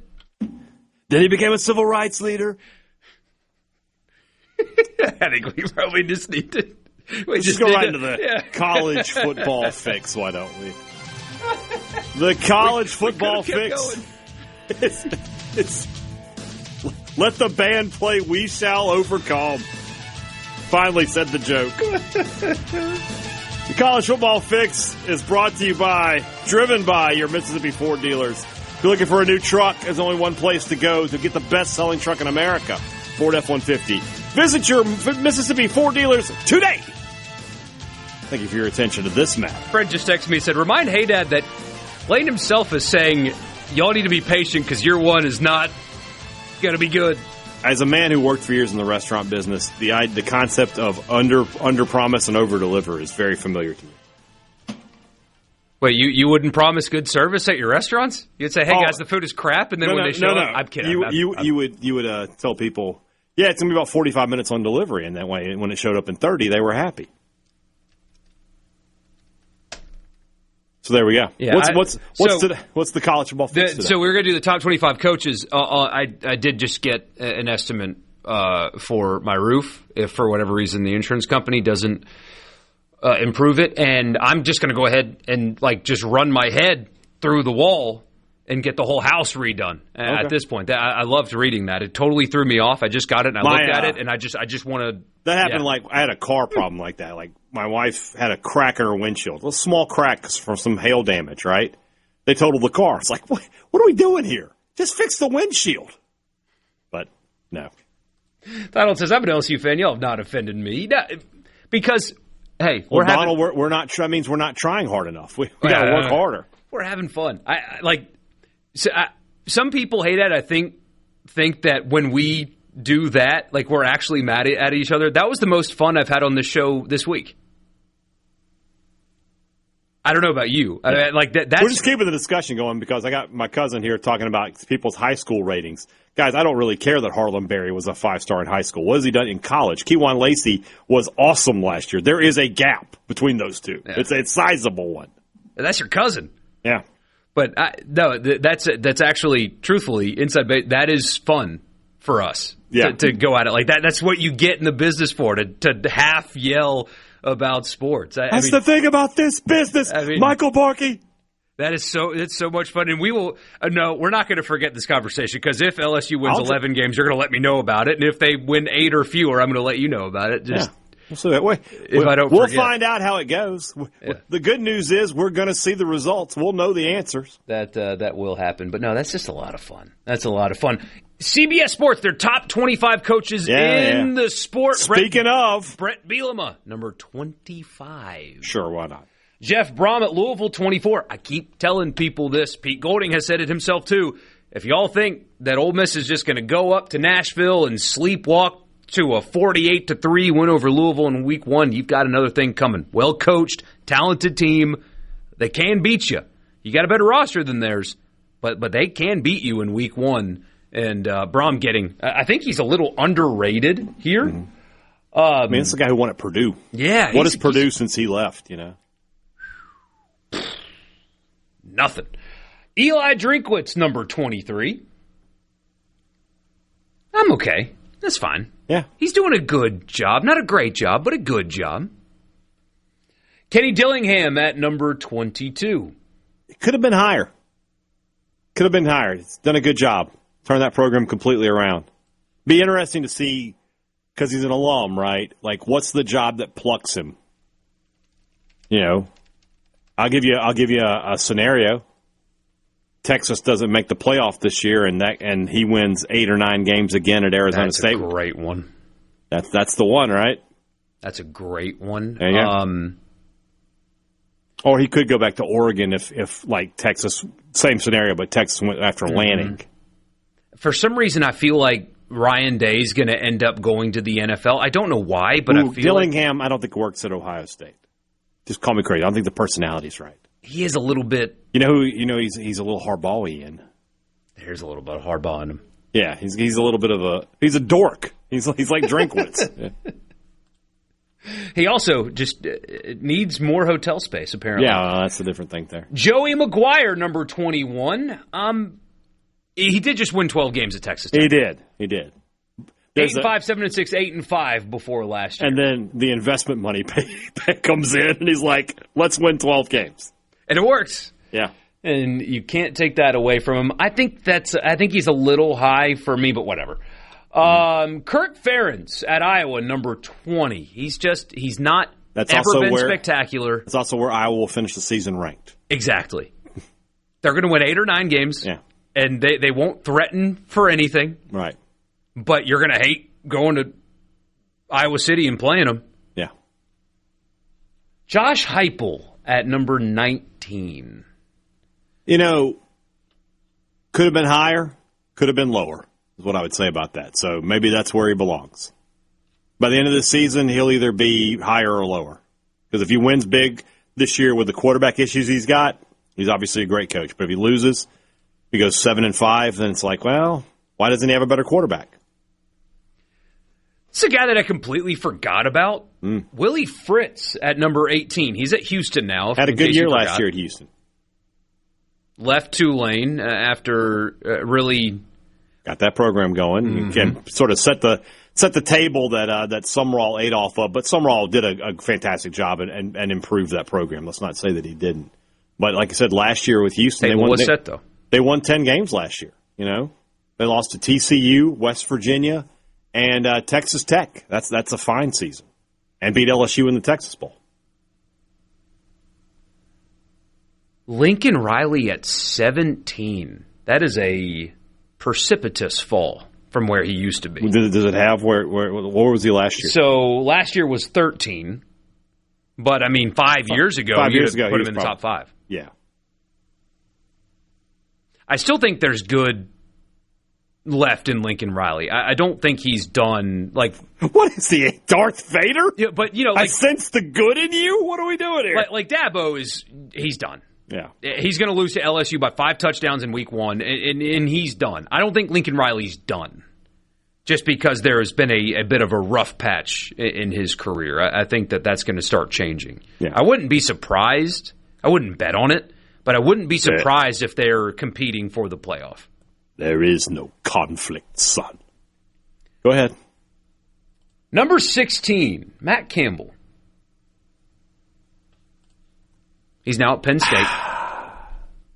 I'm very interested to see how that goes. I could see that not going well. I feel like he's just going to be James Franklin, but more likable. Yeah, just a more likable James Franklin. I agree. That program, why don't they win more? Is it? The answer for everything is that they don't hire, right? Yeah. But they also had to deal with the fallout from the Paterno thing. That gave a black eye on the perception of the program. But that is a super talent-rich state, and they own it. Yeah. I know Pittsburgh's there, but come on. They own that state. And Penn State is the third best program in that state, behind the Eagles and the Steelers. Yeah. It's Penn State's number 3. Yeah, there's no doubt. So how don't they win more? Again, maybe it's just as simple as they haven't hired the right guy, and that's all that it takes. But that's a place that should win more than they do. Number 15, Rhett Lashley at SMU. That's a fine pick. Good coach. That is somebody. So when right around the Oklahoma game, when stuff started happening, that you kind of figured that Ole Miss might have an opening. Yeah. There was a lot of talk about Rhett Lashley at that time. Mm-hmm. He's gone 7-6, 11-3, 11-3, and 9-4 at SMU. So in 2 years, he's won 20 games so when they switched to the ACC, won 20 games in 2 years. It's pretty darn good. Pretty good for Rhett Lashley. We will finish this list when we come back. Sports Talk Mississippi. Don't go anywhere.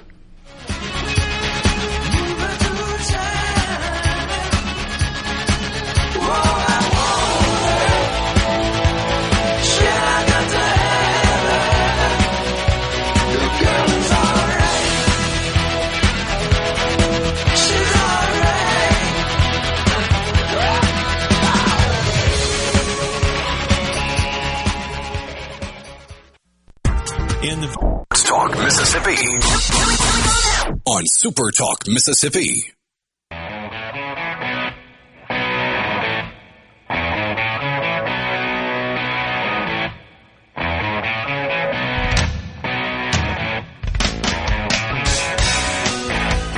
Welcome back. Looking at that was your college football fix driven by Ford, by the way. The top 25 coaches as ranked by CBS. I mean, I said that. I know, but just sending some love to our good friends at your local Mississippi Ford dealer. Number 15 was Rhett Lashley. Number 14, Mike Elko at Texas A&M. Last season ended unceremoniously because they lost to Texas and then couldn't score against Miami at home in the playoff. But, man, he did a good job at Duke, and he is doing a good job at Texas A&M. Doing a great job. But got to beat Texas. Right now he's on the Bill Curry path. Bill Curry won a lot of games at Alabama, but could not beat Auburn, so they fired him. One of the rare coaching searches that ended with a guy that you hired just because he's one of us, that might work out. It's working for you. It is. Number 13, James Franklin at Virginia Tech. I think he's just going to be solid, and that's it. But Virginia Tech needs solid right now. Yeah. I mean, if he goes 8-4 this year, we were talking about earlier, like it's in the eye of the beholder, right? Virginia Tech 8-4 this year, their fans are thrilled. They're super excited about the future. Number 12, Kalani Sitake at BYU. You could make him higher. You could make him a lot higher. One of the more fun names to say in college football. He has been at BYU since 2016 and has, so let's see, since 2020, won 11 games in 2020, 11, 10, 8, 5, 11, 12. Pretty good. And, he has been the poster boy of playoff expansion. Like his teams, have been the ones on the cusp of making the playoffs and just not getting. Yeah. Dabo Swinney at number 11, maybe 5 years ago. No, I'm kidding. Yeah, he was better than 11 5 years ago, but he's not the 11th best coach in college football anymore. That is.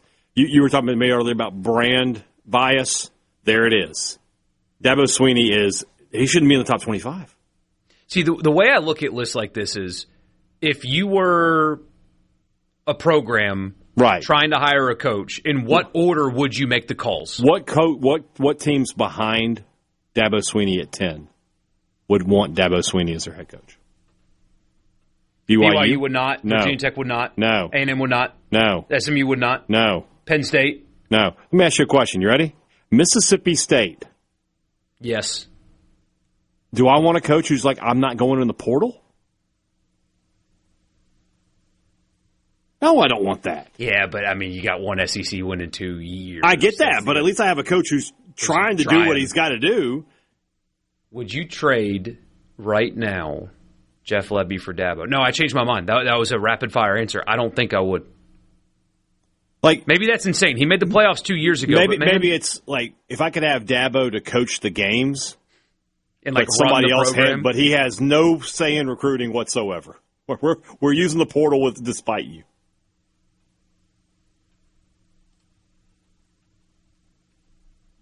Number 10, Kyle Whittingham. That's fine. Did a heck of a job at Utah. He's up there in age, but... Yeah, you're probably not getting another decade out of Kyle Whittingham, but you might get 4 to 5 really good years. Somebody on Davos says, great coach, top 10, educate yourselves. I am educate. I'm watching his program fall apart. Now, it's a program that he built, but what is Clemson football now? If you're hiring a program, gentlemen on the text line, that says he's a top 10 coach,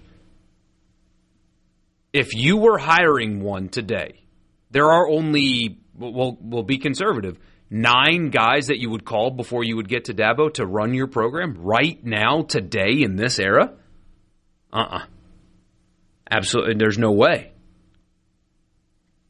But, difference of opinion and all that. Number 9, Lane Kiffin. He's too low. Too low. We said fifth. I said, closer to 5 than 10. Yeah. Like right now, if you were hiring a coach and you get the choice between Kalen DeBoer and Lane Kiffin, are you choosing Kalen DeBoer? I know Kiffin's weird and does weird stuff and sometimes doesn't shut up. But Kalen DeBoer doesn't do any of that. And he took over Nick Saban's Maserati and is now driving a Corolla. I don't know if that analogy makes sense, but Alabama in 2 years has gone from the most feared brand in the sport to just a guy. Alabama's a jag now. In the SEC, that's good. I mean, Alabama, it's a good program. It's a good team. They're talented. But in 2 years, it's gone from feared to just a guy. They're just another team. I would not take Kalen DeBoer over Lane Kiffin if you gave me the choice. No. Would you take Mario Cristobal over Lane Kiffin if given the choice? That's a more difficult one. Before this past season, I would have said, heck no. He did just play for a national title, and he's an elite recruiter, a guy who understands how to work the portal. It's very close. It's very close. I might take Cristobal just because he's more normal. It's as simple as that. What about Sark? Sark at 6. Sark and Kiffin, to me, are kind of the same guy. Sark does have a couple of playoff appearances that Kiffin doesn't have, but he's at Texas, whereas Kiffin was winning double-digit games at Ole Miss. So I guess I might have Kiffin ahead of Sark. That's just me. He's gone 12-2, 13-3, 10-3 in the last 3 years.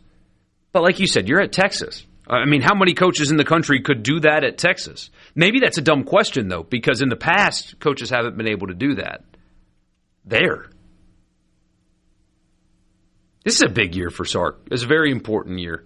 Texas is perfectly aligned in doing everything possible. They should be in the playoff, period. They should be. The season they had in 2024, that should be what they're doing again. It should be at worst 10-2 in the playoff, contending for the SEC championship, contending for the national championship. Period. You have Dan Lanning at number 5. That's about where we had him yesterday. I think we had him at 4th. Mm-hmm. Perfectly acceptable. Marcus Freeman at 4. Played for a national title 2 years ago, has made Notre Dame a consistent winner, has elevated the program, I think, from Brian Kelly. Recruits at a higher level.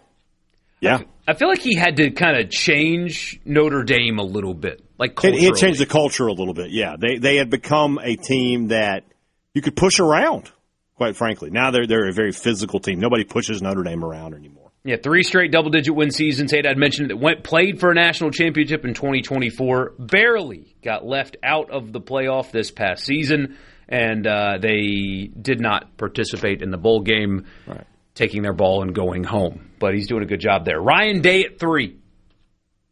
Fine. Perfectly acceptable. Yeah, that's fine. Would you flip-flop Ryan Day and Kirby Smart, who was at 2? No. Day's been better lately. Smart's at 2. I mean, you say that. He won a national title 2 years ago. He did. The previous, Smart won 2 in the last 5 years. Both of them have been, Smart's been in the playoff. He's won the SEC the last 2 years. No, it's fine. I mean, we're talking about 2A, 2B here. It's not even really. Ryan Day has won double-digit games every single season. He is 82-12, including 55-5 in the Big Ten. Well, Georgia is in the middle of a 4. Yeah, it's unbelievable. 5. They're at 5, 6, 7, 8. Stop it. So since he arrived, he's been there this is his 10th season. He's won double-digit games 8 times. The only 2 times he didn't. I'm sorry, I guess this is his 11th. Yeah, well, whatever. The only 2 times he didn't win double digits were his first year and the COVID year. They went 8-2. Pretty remarkable. Yeah. 2 really good coaches. Number 1, obviously, Cignetti. Cignetti is an easy one. Yep. He is the first call you make if you have like the backing of the Saudi Arabian Public Investment Fund and you're starting a new program and money's not an object. He's the first call you make. But I think Kirby is the second call I make. I'm not sure Ryan Day's the third. He just won a national title 2 years ago. His record's impeccable. But Day still has that aura of born on third base. Mm-hmm. He took over for a program that was in an incredible spot. And, he's done nothing but keep them there. He's kept them there. And that there's something to be said for that. But Cignetti, Smart, Day, that's the correct ranking of them. 1, 2, 3. Who's your fourth call? Lanning. Over Freeman? Yeah. So close to winning a championship.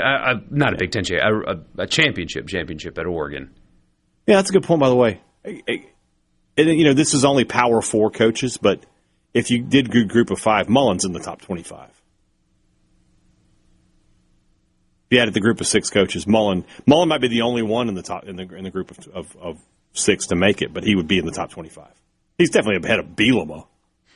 Certainly. Yeah. Maybe he'll be on that list here in the near future. Very, very possible. We'll see. We'll be back. Pearl River Resort Studio.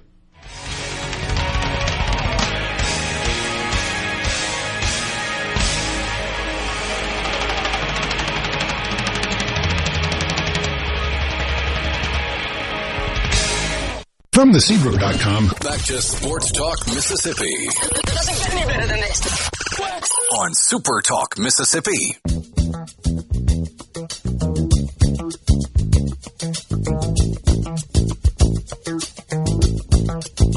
Michael Borkey. College football is the greatest sport in the world. And you want to know why? What happened? So Texas head coach Steve Sarkisian takes shots at Texas Tech, says they play a schedule that our second and third team could go undefeated on, right? Yeah, even though he lost to 4-8 Florida last year. Texas is Joey McGuire, head football coach of the Red Raiders, says he's called Abilene Christian, who Texas Tech plays in week 1, and Texas State, who Texas plays in week 1, about getting out of those contracts and trying to set up Texas Tech versus Texas week 1 of this season. And their mega booster, Cody Campbell, has just said, we'll pay the buyout for both. Trying to get this game made. This is the greatest sport. This is the closest college football has ever been to professional wrestling. It's like when Dusty Rhodes wrestled Ric Flair. $50,000, Ric Flair. It's my money. I'll put it on the line. This is great. The only way that Joey McGuire can lose this is if the game gets played and his team loses. That's right. But that's one of the you don't have to four worry about outcomes that. here. But you don't have to worry about that. Texas isn't going to do this. They play Ohio State the next week. They're not starting the season off with Texas Tech and Ohio State. Yeah, but his second and third teamers could. No. They could play Texas Tech's schedule, not play Texas Tech. There's an important distinction there. That's not how you spin it. Sarkisian had some problems getting the message across a couple times in the past few weeks. But, yeah, he's saying that his second and third teamers could play Texas Tech's schedule, not play Texas Tech. But I still think I that love he's wrong that this about billionaire. It doesn't matter. I'm just going to say this. Ole Miss fans, y'all are lucky I'm not a billionaire. Because this is exactly how I would be. I would be calling Ole Miss out at every possible opportunity. I'd be pumping so much money into that program. You're in the wrong business. Well, yeah, unfortunately. You ain't got to worry about it. But this is hilarious that their mega boosters like, I got it. What? How much could a banana cost, Michael? $10? What is his business anyway? He's an oil guy. Oh, I'm sure he's doing great right now. Yeah, it's $100 a barrel. He's doing fine. So, yeah, he is in oil. But I was asking that in a way that, like, does doing all this help improve their business? Realtree's not oil, right? And they're not billionaires, but doing this has helped boost their, like, they're getting a return on their investment. Right. This guy's just doing it for the love of the game. He's doing it for the love of the game. He's doing it. I'm a Red Raider, and I got blank you money, and that's exactly what I'm going to do with it.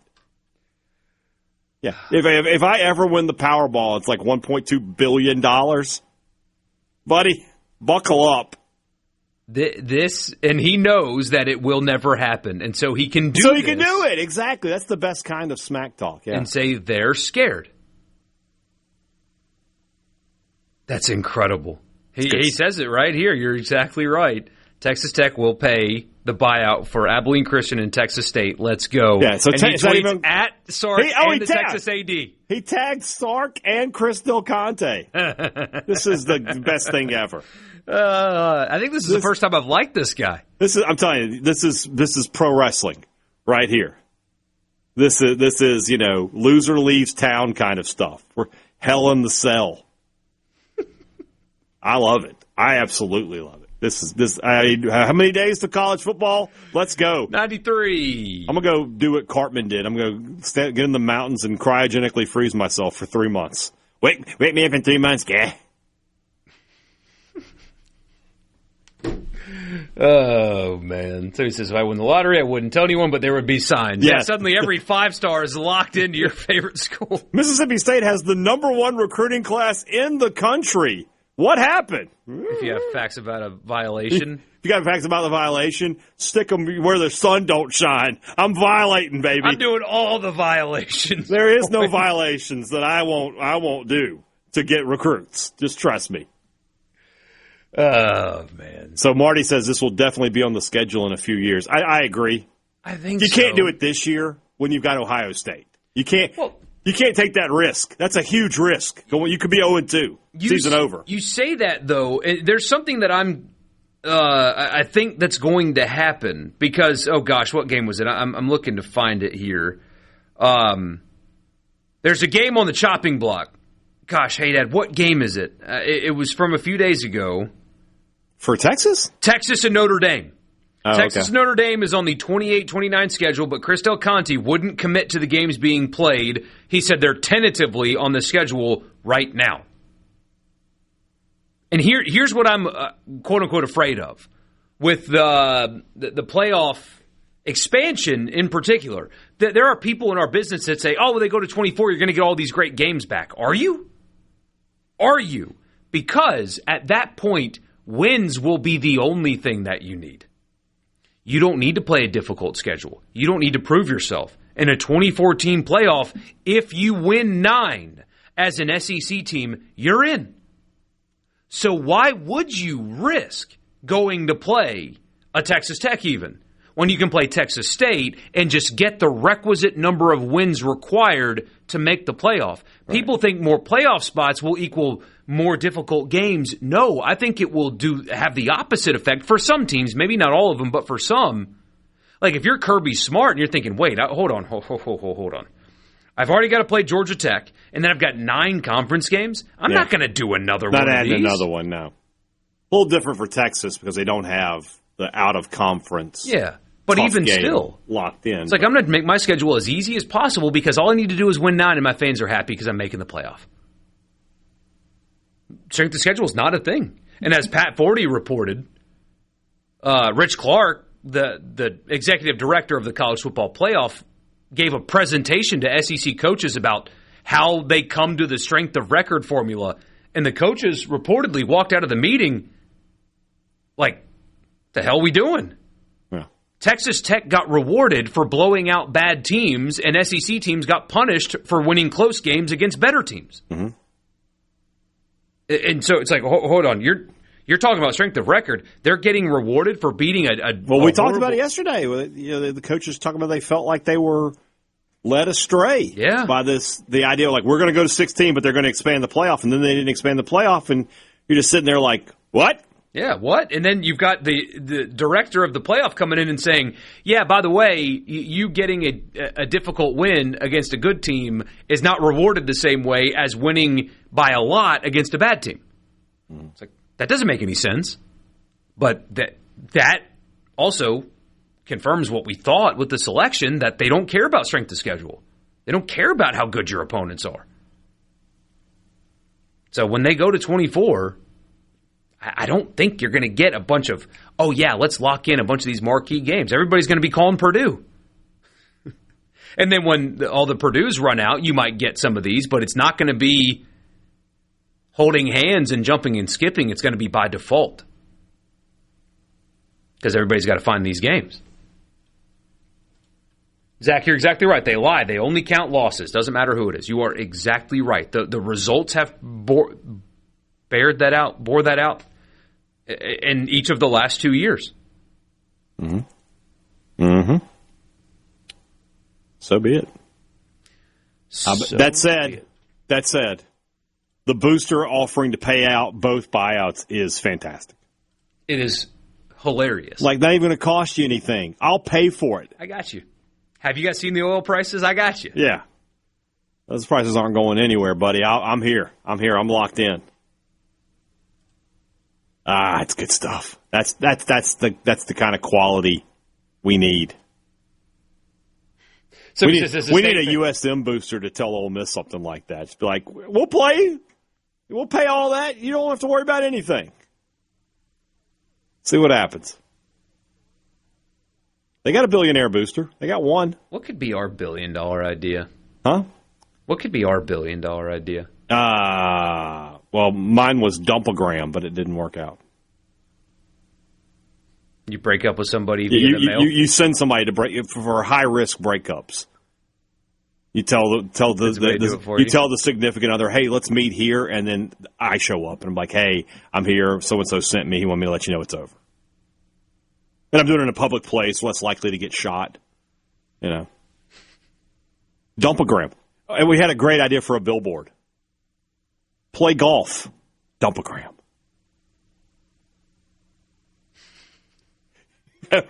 we show like the billboards, like a bunch of guys having a good time at the golf course. They're not worried about it. Dumpagram. I love our audience. This poor guy throwing shade on my Boilers. I'm sorry. I didn't mean to disrespect. Oh my God, Purdue. we got a I'm sorry. I'm sorry. I didn't mean to. It's just, with all due respect, your program just gets more phone calls than most about future schedules. They do. I guarantee. And I mean that with all due respect. I guarantee the first time that the SEC was like, you got to have a Power 4, that when the Pac-12 was still a thing, everybody was calling Oregon State, Washington State, Purdue, Boston College. They were calling the same schools. Rutgers, yeah, stuff like that. Don't you mean Butgers? Hey-yo.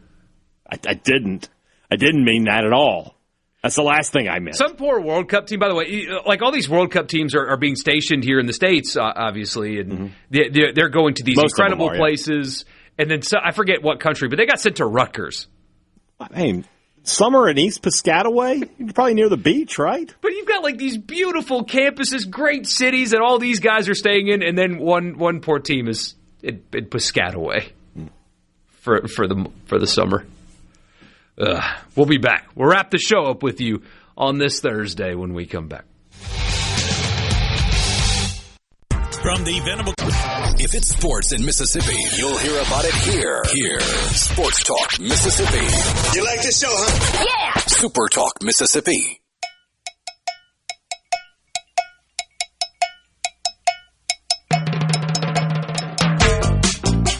All right, as we wrap the show up, Brian Hadad, I'm just going to clear the runway and let you take off because there is no more time before Mississippi State has baseball, postseason baseball in Starkville. So what are you looking for? What are you watching for? What is going to happen tomorrow, et cetera, et cetera? I mean, with State playing Lipscomb, a team they've already swept this year, a team that they handled really easily, a team that they beat 26-0 in the Sunday game.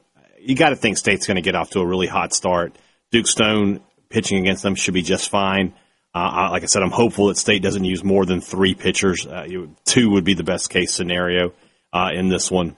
Get out to it, and I think it's just important for State to get off to a fast start. Be winning this game going into the third inning, 5-0, 5-1, 6-1, something like that. Just so everybody can breathe.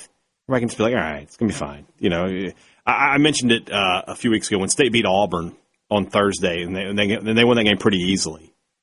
That's the first time in weeks that you had just had a stress-free day for a conference game, for a big game at City Noble Field. The LSU series was all dramatic. Every game was come from behind. They got swept back-to-back weekends, Georgia, and it's just been a while. So do that, and then if you get through that, you're set up perfectly with Valinkas and McPherson. I'm obviously very interested to see if McPherson is full go. O'Connor says that he is. So, great. Let me see him pitch 6 innings. Let me see him throw 90-plus pitches.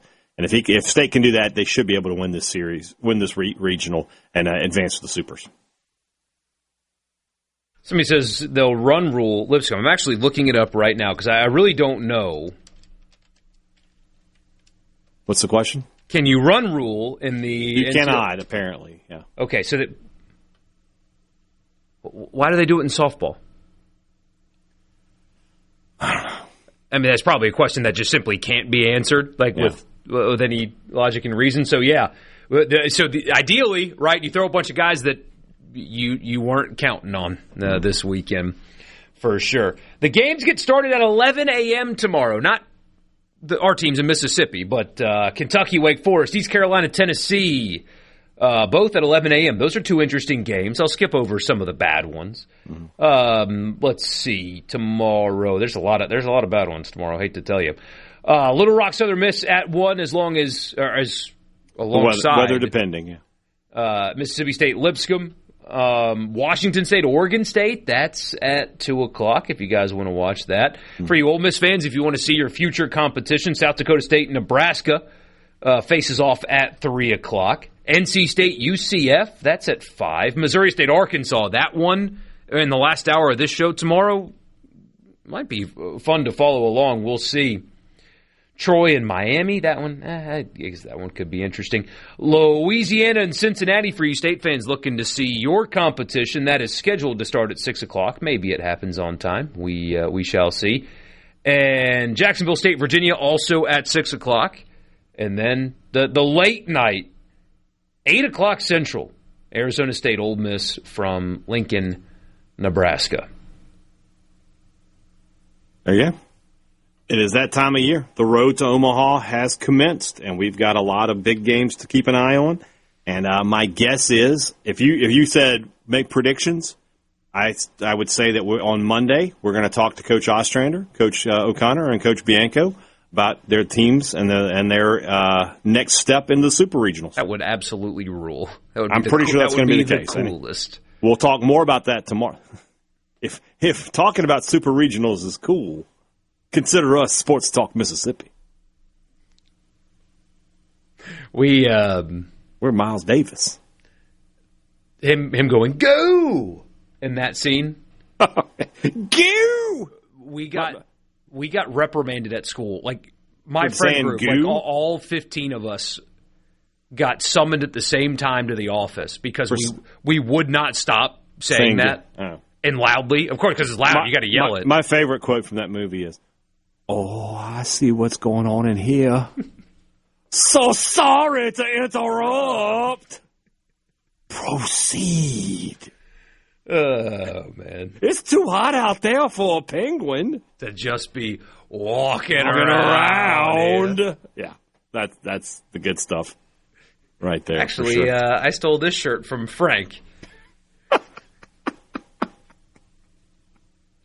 About 5 people in the audience know what we're talking about. It doesn't matter. Those 5 people are cool. Those 5 people are those are the best people. If you get those references that we just made, we appreciate you very, very much. We will be back tomorrow. That's right. Talking baseball. We'll have to react to it live. Yeah, with State, it's going to be, probably still game. So I'm going to go out to Dudy Noble Field just for like an hour. Game starts. Yeah. I may not even go in the press box. Just walk around. Have yourself a beer and some barbecue and. Well, a beer I do have to work. Yeah, but you can have a beer. People have beers over lunch all the time. I never do that. I don't either. I got offered a couple today, and I was like, no, Diet Coke's fine. I see people do that. Yeah. So, I'm not one of those people. I won't tell on you if you do. I'm glad I called that guy. There's another one, yeah.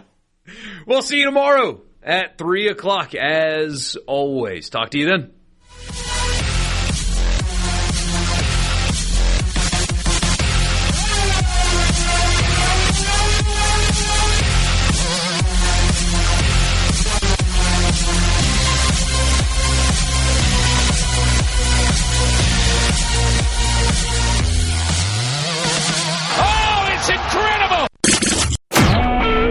SuperTalk Mississippi Media Production.